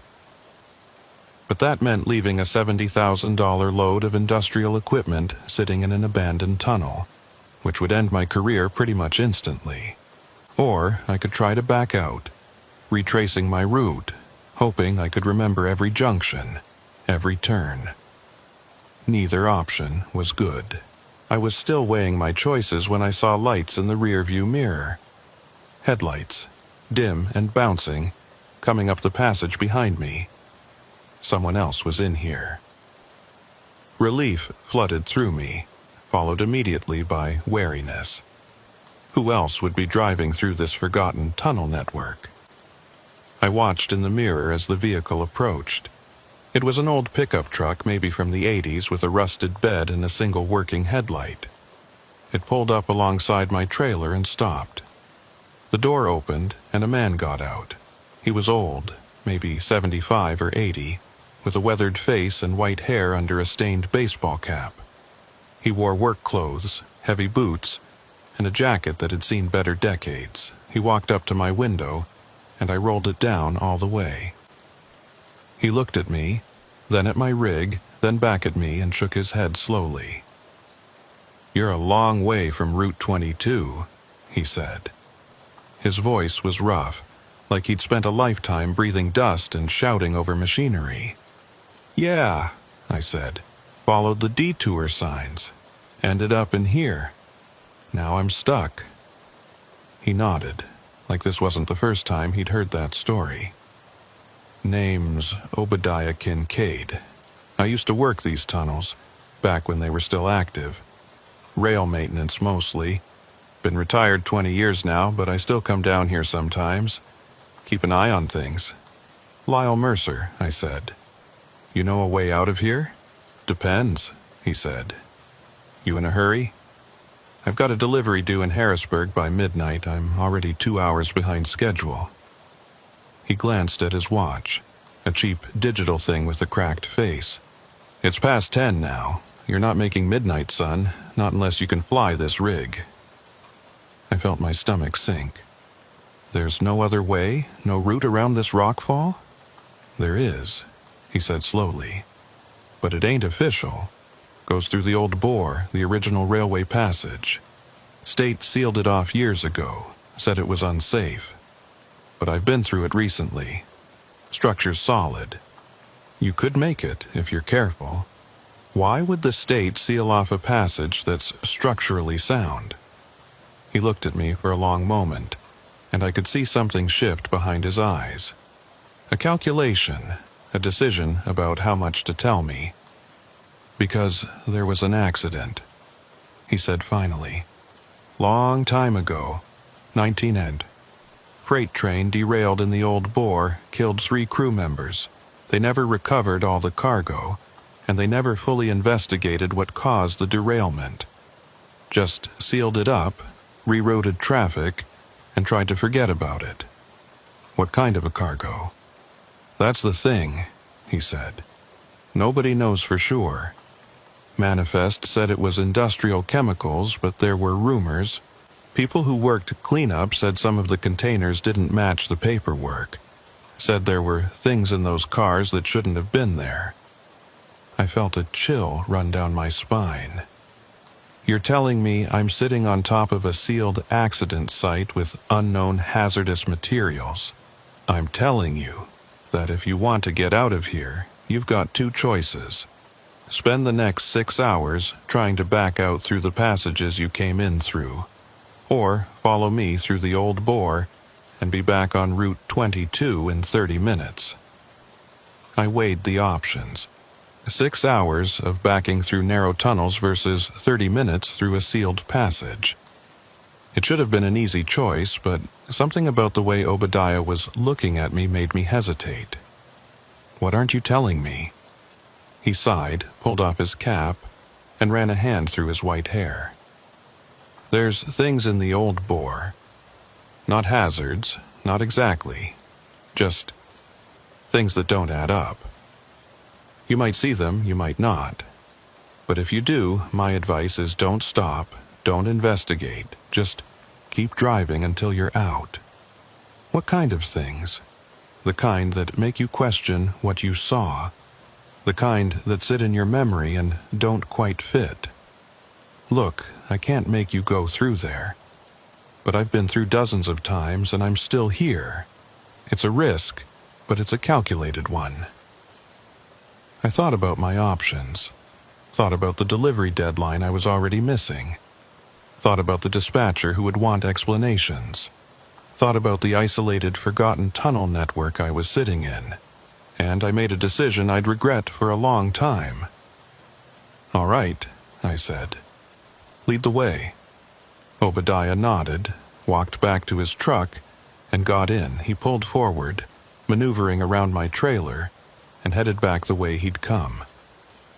I started my engine and followed, trusting that this old man, who claimed to know these tunnels, would actually get me out. We backtracked through the passage, and at the first junction, Obadiah turned right instead of the way I'd come. This passage was even narrower, and I had to fold in my mirrors to avoid scraping the walls. The ceiling lowered too, and I heard the occasional scrape of my trailer roof against rock. Every scrape made me wince, made me worry about damage to the load I was carrying. After about 10 minutes, we reached a section where the walls changed from rough rock to old brick, and there, set into the left wall, was a massive steel door. It looked like something from a bank vault, heavy and imposing, with a wheel lock mechanism and a chain wrapped around the handles. But the chain was lying on the ground, cut clean through, and the door was standing open about 2 feet. Obadiah's truck stopped in front of the door. He got out, walked back to my window. "This is the old bore. Through that door, follow the passage for about 2 miles, and you'll come out on a side road that connects back to Route 22. Should be clear sailing from there." "Should be?" "Will be," he corrected. "I came through here 3 days ago. Roads open, exits clear. What about the chain? Who cut it?" He glanced at the cut chain, then back at me. "Probably scrappers. People come down here sometimes, looking for metal they can sell. Copper wire, steel beams, anything valuable. They don't usually go far, though. Most folks get spooked and leave." "Spooked by what?" "By the dark, mostly. By the silence. By their own imaginations." He looked at me steadily. "You're not the type to spook easy, are you?" "No," I said, though I wasn't sure that was true anymore. "Good. Then you'll be fine. Follow the passage, stay on the main route, ignore any side branches. And Mercer." He paused. "If you see anything that doesn't look right, anything that makes you want to stop and investigate, don't. Just keep driving. You understand?" I nodded, though I didn't really understand. Not yet. Obadiah got back in his truck and drove through the open door, disappearing into the darkness beyond. I took a deep breath, shifted into gear, and followed him through.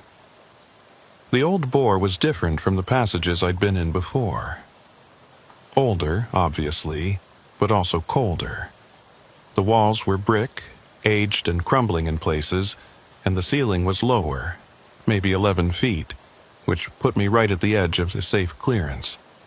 The air smelled different too, not just musty but chemical, with a sharp, acrid undertone that made my throat tighten. Obadiah's truck was ahead of me, its single working headlight casting crazy shadows on the walls. I kept my distance, maybe 50 feet back, and followed his route. The passage was straight for the first quarter mile, then began to curve gently to the right. And that's when I started seeing them. The containers.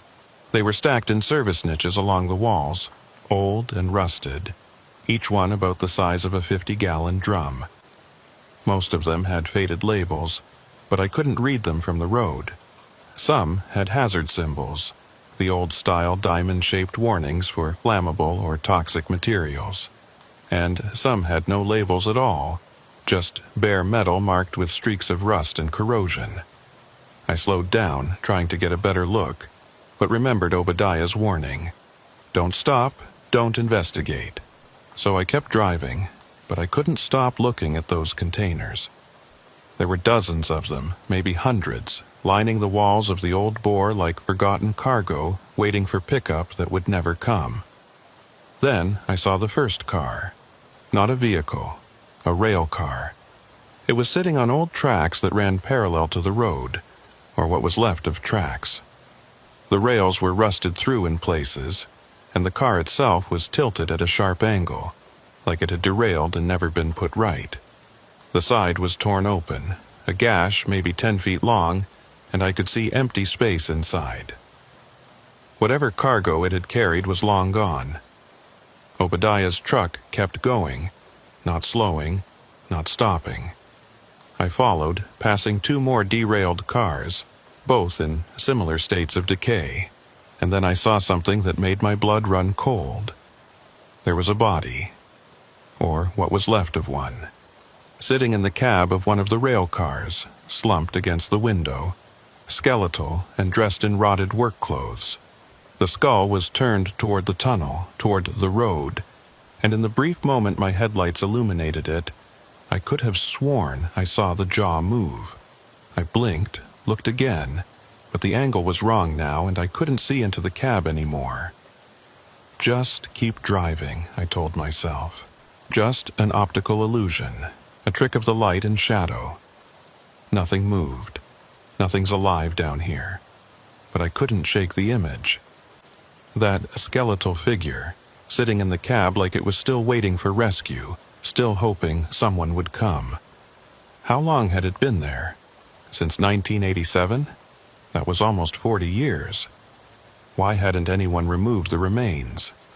The passage opened up into a larger chamber, and I saw more rail cars, more derailment damage. This must have been the accident site, the place where the train had gone off the tracks and crashed. There was debris everywhere, twisted metal, broken glass, scattered cargo, and in the middle of it all, Obadiah's truck, still rolling forward like none of this existed. I followed, navigating carefully around the debris, trying not to think about what I was seeing, what I was driving through. And then I saw the niche, different from the others. Larger, with a door that was standing open and light inside. Not the flickering incandescent bulbs I'd seen before, but steady, modern light. Fluorescent, maybe, or LED. And inside that niche I saw people. 3 of them standing around what looked like a workbench or table. They were wearing modern clothes, work jackets and jeans, and they turned to look at me as my headlights swept past. One of them raised a hand, not waving, just raising it, like they were acknowledging my presence, or warning me. I didn't stop. Followed Obadiah's lead, kept driving, pushed the image out of my mind. But questions flooded in. Who were those people? What were they doing down here? And why did seeing them feel more unsettling than seeing the skeletal remains in the rail car? The passage narrowed again, and we were back in the enclosed tunnel. Obadiah's truck picked up speed, and I matched him, eager to get out of this place. After another mile, maybe less, I saw light ahead. Real light. Daylight, or at least the glow of it filtering in from somewhere. Obadiah's truck burst out of the tunnel and onto a dirt road, and I followed right behind him. The fresh air hit me like a wave, cold and clean, and I sucked it in gratefully. We were out. We'd made it through. Obadiah pulled over to the side of the road and got out. I stopped behind him and climbed down from the cab. My legs were shaky and I realized my hands were trembling. Obadiah walked over, looked at me, and nodded. "You did good," he said. "Not everyone keeps their head in there." "What the hell was that?" I asked, my voice rougher than I intended. "Those people, that light, what were they doing?" "Best not to ask," Obadiah said. "Best not to know." I stood there on that dirt road, breathing hard, trying to process everything I'd just seen. The skeletal remains in the rail car, the rusted containers stacked in the niches, and those 3 people standing in the light, watching me drive past like it was the most normal thing in the world. None of it made sense. None of it fit with the story Obadiah had told me about an old train accident and a sealed tunnel. "Who were those people?" I asked again, my voice steadier this time. "Back there in that niche with the lights. What were they doing? Obadiah looked at me for a long moment, then sighed. I told you not to stop, not to look too close.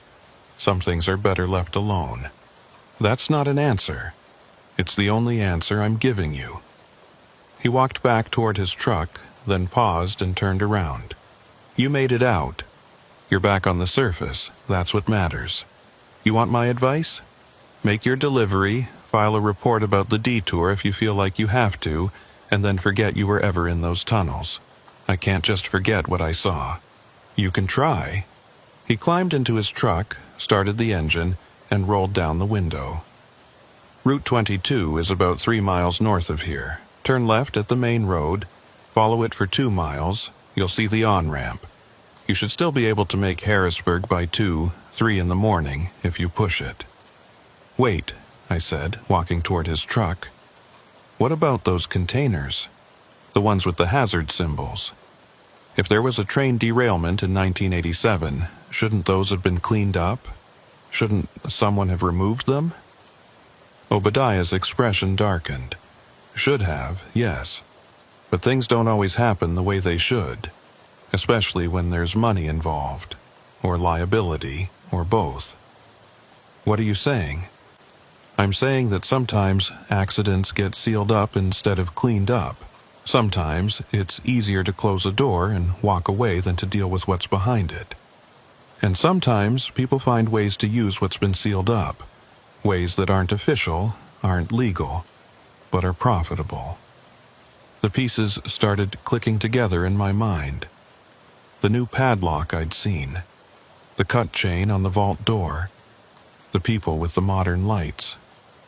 Someone's using that tunnel for storage or smuggling or something.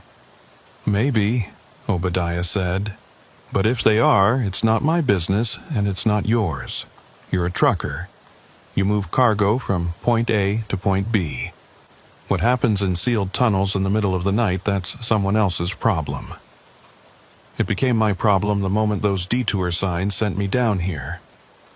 He looked at me with something that might have been pity. Those detour signs have been gone for months. State took them down after they finished the road work on Route 22. Whatever signs you followed, they weren't official. My blood went cold. What are you talking about? There were signs, orange detour markers, LED boards with closure information. I'm telling you, son, there hasn't been any road work on Route 22 in 6 months. And there sure as hell hasn't been any official detour through the old railway tunnels. So either you made a wrong turn somewhere and didn't realize it, or someone put those signs up specifically to route people down here.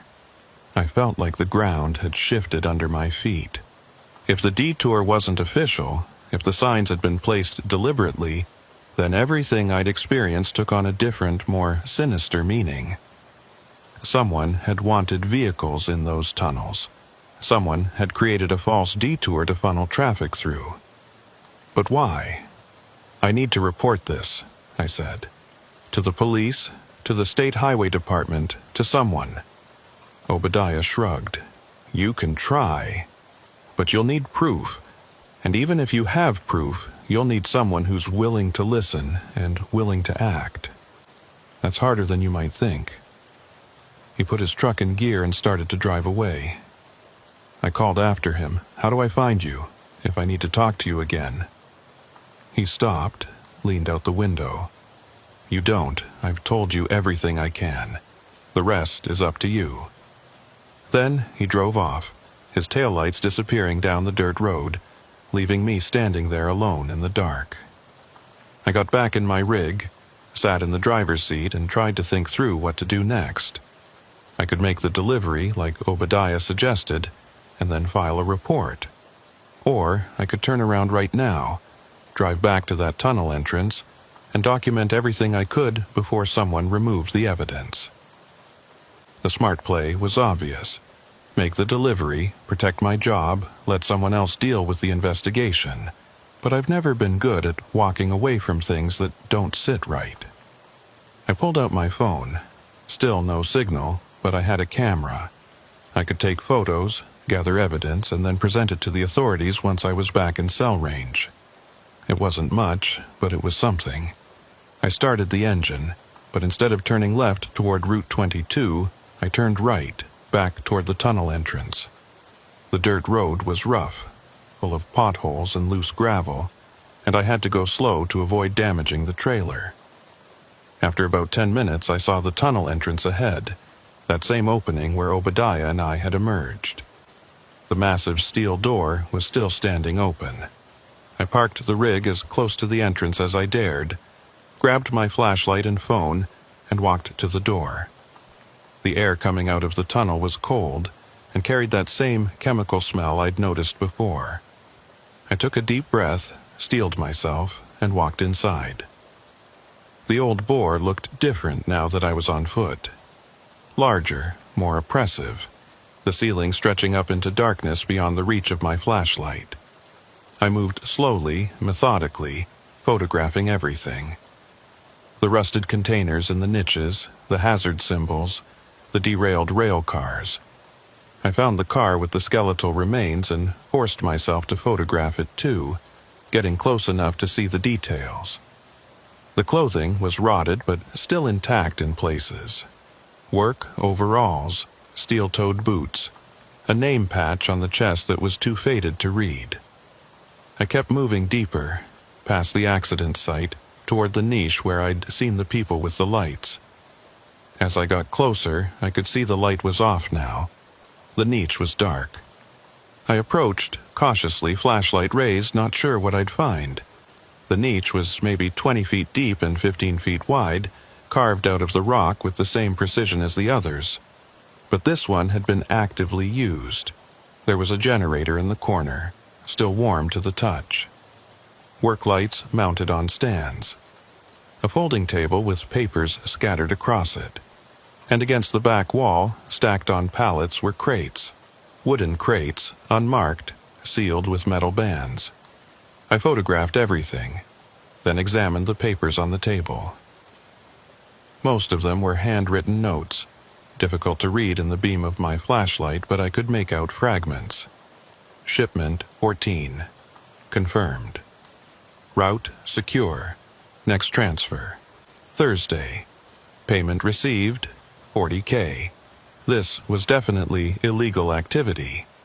Smuggling, probably using the sealed tunnel as a hidden transfer point. I was so focused on the documents that I didn't hear the footsteps until they were close. I spun around, flashlight beam cutting through the darkness, and found myself facing someone. A man, maybe 40, wearing work clothes and a jacket. He had a flashlight of his own, and in his other hand, something that made my stomach drop. A radio. "You're not supposed to be here," he said. His voice was calm, almost conversational, which somehow made it more threatening. "I got lost," I said, trying to keep my own voice steady. "Followed a detour, ended up in the tunnels. I'm just trying to find my way out." "With a camera?" He nodded at the phone in my hand. "Taking pictures of things that don't concern you?" "I'm documenting my route, in case I need to explain the delay to my dispatcher." He smiled, but it didn't reach his eyes. "That's creative. But we both know that's not true. You've been poking around, asking questions, taking photos of things you shouldn't even know exist. That's a problem. Look, I don't want any trouble. I'll delete the photos, I'll leave, and I won't say anything to anyone." "You're right about one thing," he said. "You're going to leave, but first, you're going to give me that phone." I backed up a step, calculating my options. I was bigger than him, probably stronger, but he had a radio which meant he could call for help, and I was deep in a tunnel with only one way out. Fighting wasn't smart, running wasn't smart, but giving up the only evidence I had wasn't smart either. "I can't do that," I said. He raised the radio to his mouth, pressed the button. "Got a situation in Section 4, need backup." The response came immediately, a voice crackling through static. "Copy. 5 minutes out." 5 minutes.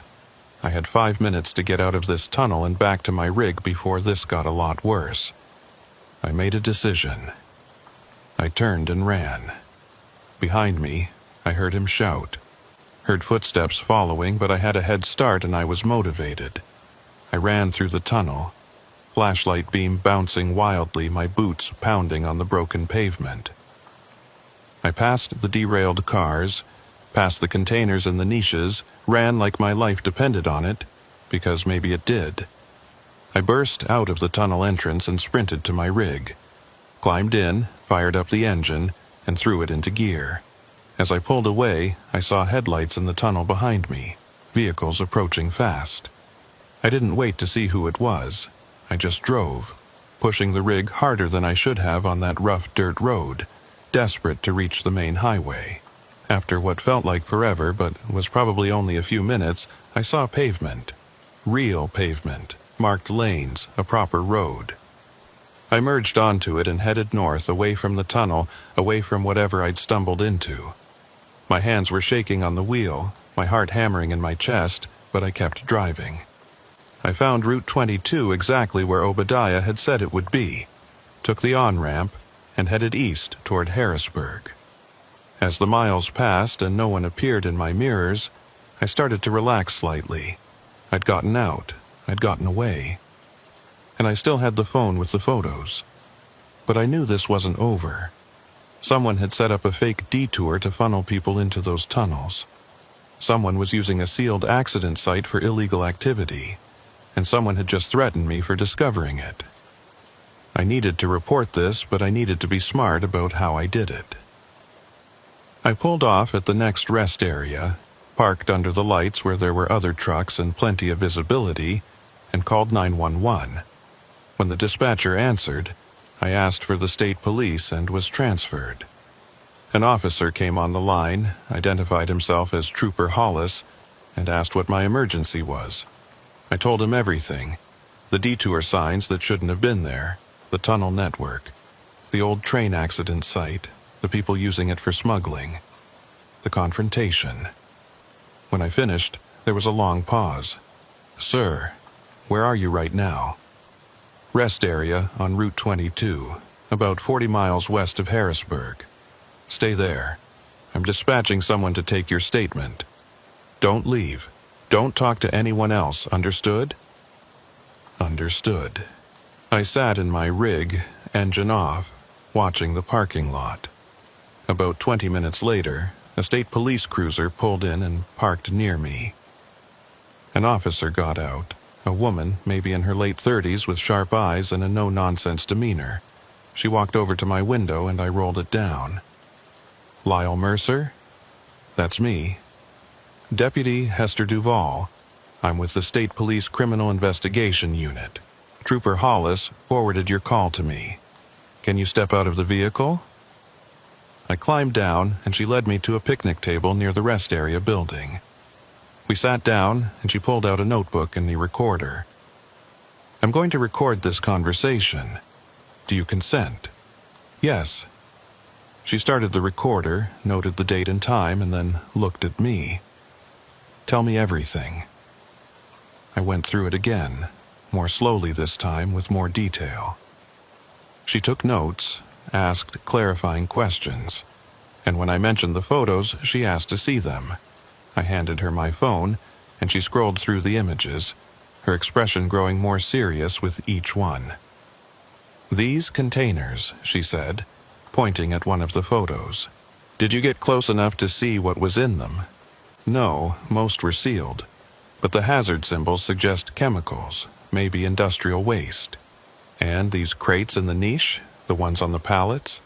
Sealed too, but there were documents on the table. Looked like shipping logs or transfer records." She zoomed in on the photo of the documents. "Can you read any of this?" Some of it mentioned shipments, transfers, payments. Looked like records of illegal transactions. She nodded, made more notes. "And the man who confronted you. Can you describe him?" I gave her the best description I could. Height, build, approximate age, clothing. She wrote it all down, then looked up at me.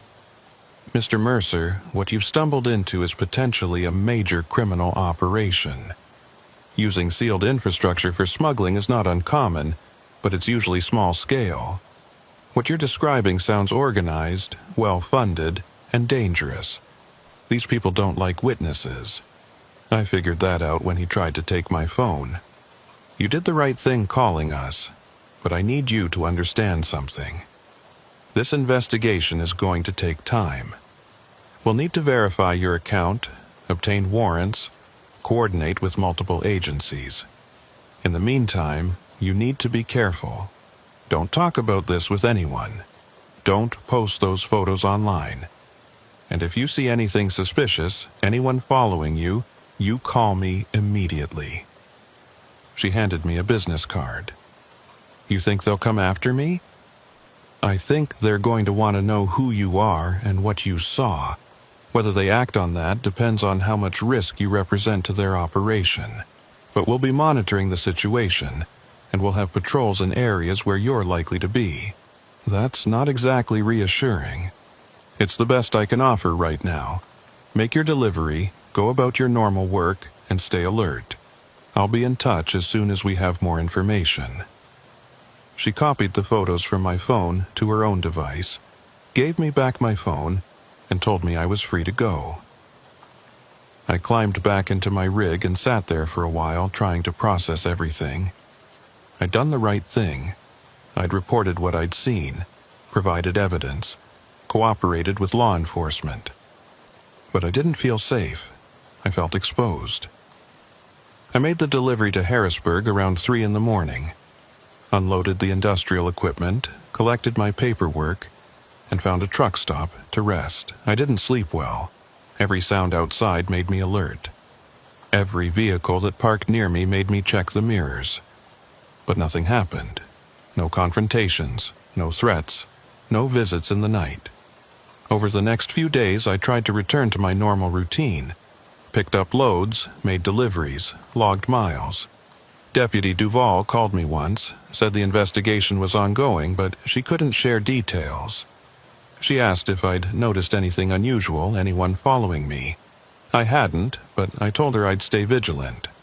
About 2 weeks after everything had happened, I got a call from an unknown number. I almost didn't answer, but curiosity got the better of me. Hello? Mr. Mercer? A man's voice, unfamiliar. My name is Agent Parsons. I'm with the FBI. We'd like to talk to you about your experience in the Allegheny railway tunnels. The FBI? This was bigger than I'd thought. I already gave a statement to Deputy Duval.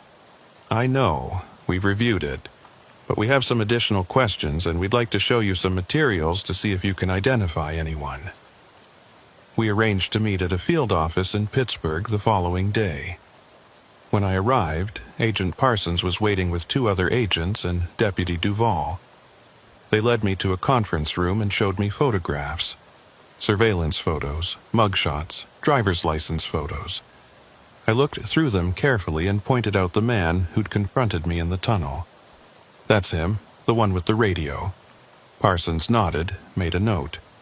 His name is Derek Milhouse. He's been on our radar for about 3 years. Low-level smuggler, usually moves stolen goods, occasionally dabbles in more serious contraband. But he's always been small-time. If he's involved in what you saw, it means the operation is bigger than we thought. What exactly are they smuggling? We don't know yet. Could be drugs, could be weapons, could be stolen industrial equipment. The railway tunnel system gives them access to multiple states, makes it easy to move things without going through official checkpoints, and the fact that the tunnels are officially sealed means no one's monitoring them. Except Obadiah, I said. The old man who helped me get out. He said he keeps an eye on things. Duval and Parsons exchanged a look. We'd like to talk to him, Parsons said. Do you know how to reach him? No, he said I wouldn't be able to find him. Just told me his name was Obadiah Kincaid. Said he used to work rail maintenance. Duval pulled out her phone, typed something, then frowned. Obadiah Kincaid, retired railway maintenance worker. died in 2003. I stared at her. That's not possible. I talked to him. He led me through the tunnel. He was driving a truck. I'm looking at his obituary right now. Died of a heart attack, age 78 in 2003. That's 22 years ago. The room went silent. I replayed the conversation in my mind, tried to remember details. He'd seemed old, sure, but alive, real. He'd driven a truck, talked to me, given me directions. He couldn't have been dead for 22 years. Are you sure? I asked, though I knew it was a stupid question. She wouldn't have brought it up if she wasn't sure. Positive. But it's possible someone else is using his identity, maybe someone who knew him, worked with him. It's a lead we'll follow up on. But I could see the doubt in her eyes. The same doubt that was creeping into my own mind. What if Obadiah hadn't been real? What if he'd been something else? A hallucination brought on by stress and exhaustion. A ghost, if you believed in such things.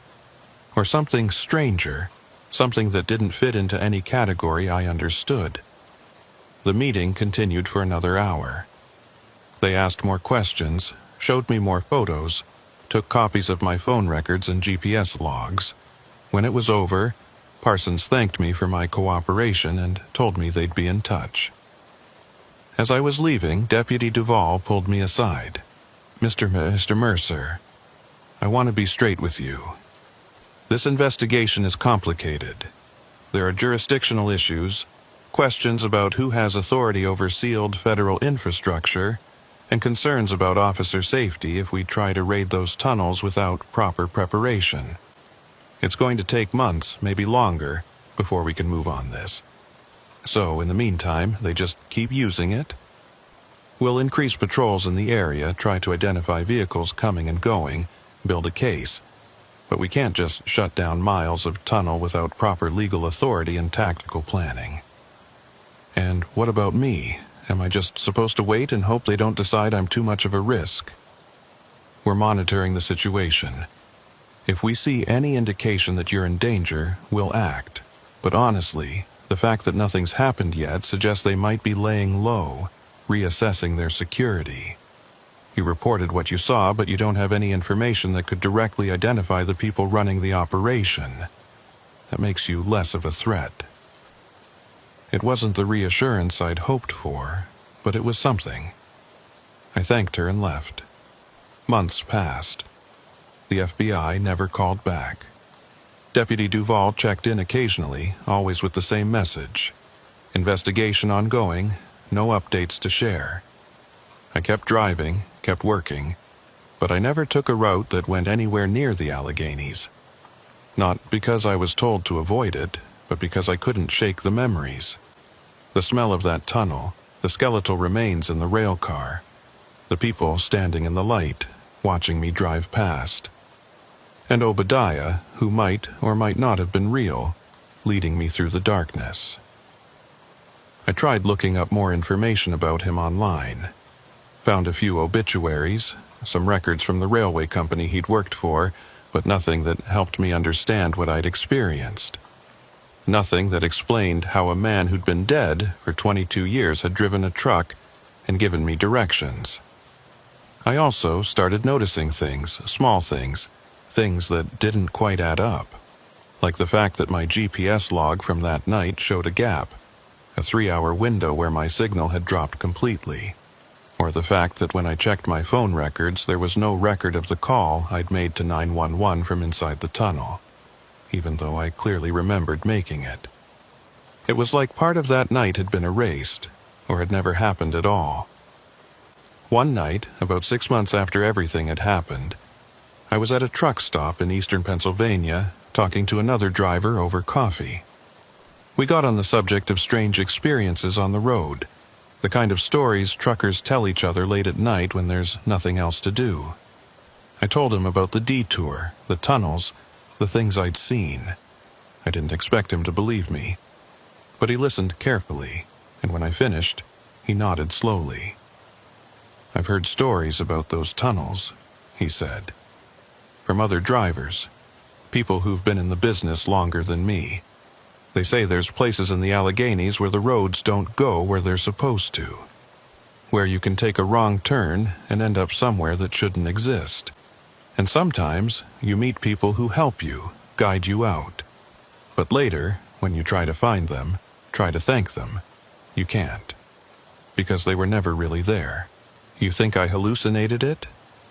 I think there's things on the road that don't fit into neat categories. Things that happen at night, in tunnels, when you're alone and tired and maybe not thinking as clearly as you should be. Whether they're real or not, I can't say. But they're real enough that people remember them. Real enough that they change how you drive, how you think about the road. I've thought about his words a lot since then. About the nature of reality. About what's real and what's not. About the thin line between the two. I don't know if Obadiah was a ghost, a hallucination, or something else entirely. I don't know if those tunnels were really being used for smuggling, or if I saw something that was meant to stay hidden. The FBI never made any arrests that I heard about. The tunnel system was never officially investigated, at least not publicly. But I know what I saw. I have the photos still, saved on multiple devices, backed up to the cloud. I have the business card Deputy Duval gave me, tucked in my wallet. And I have the memories, clear and sharp, refusing to fade even as the months turn into years.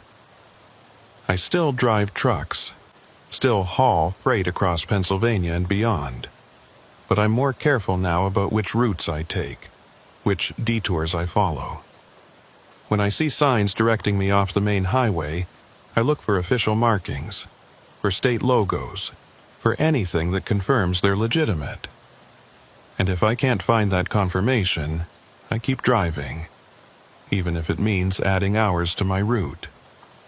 Because I learned something that night in the Allegheny tunnels. I learned that not every road leads where it's supposed to, that not every passage is what it appears to be, and that sometimes the people who help you might not be people at all. I haven't been back to those tunnels, haven't tried to find that dirt road where Obadiah dropped me off, haven't looked for the entrance to the old bore. Part of me wants to go back with proper equipment and witnesses and document everything.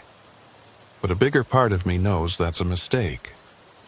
Whatever is in those tunnels, whether it's criminal activity or something stranger, it's been there a long time, and it will probably be there long after I'm gone. Sometimes, late at night when I'm parked at a rest stop, I think about the detour signs, the ones that led me into the tunnels, the ones that Deputy Duval said didn't exist. I wonder if they're still there, waiting for the next driver who's running behind schedule, who's tired and not paying close attention, who's willing to follow arrows into the dark.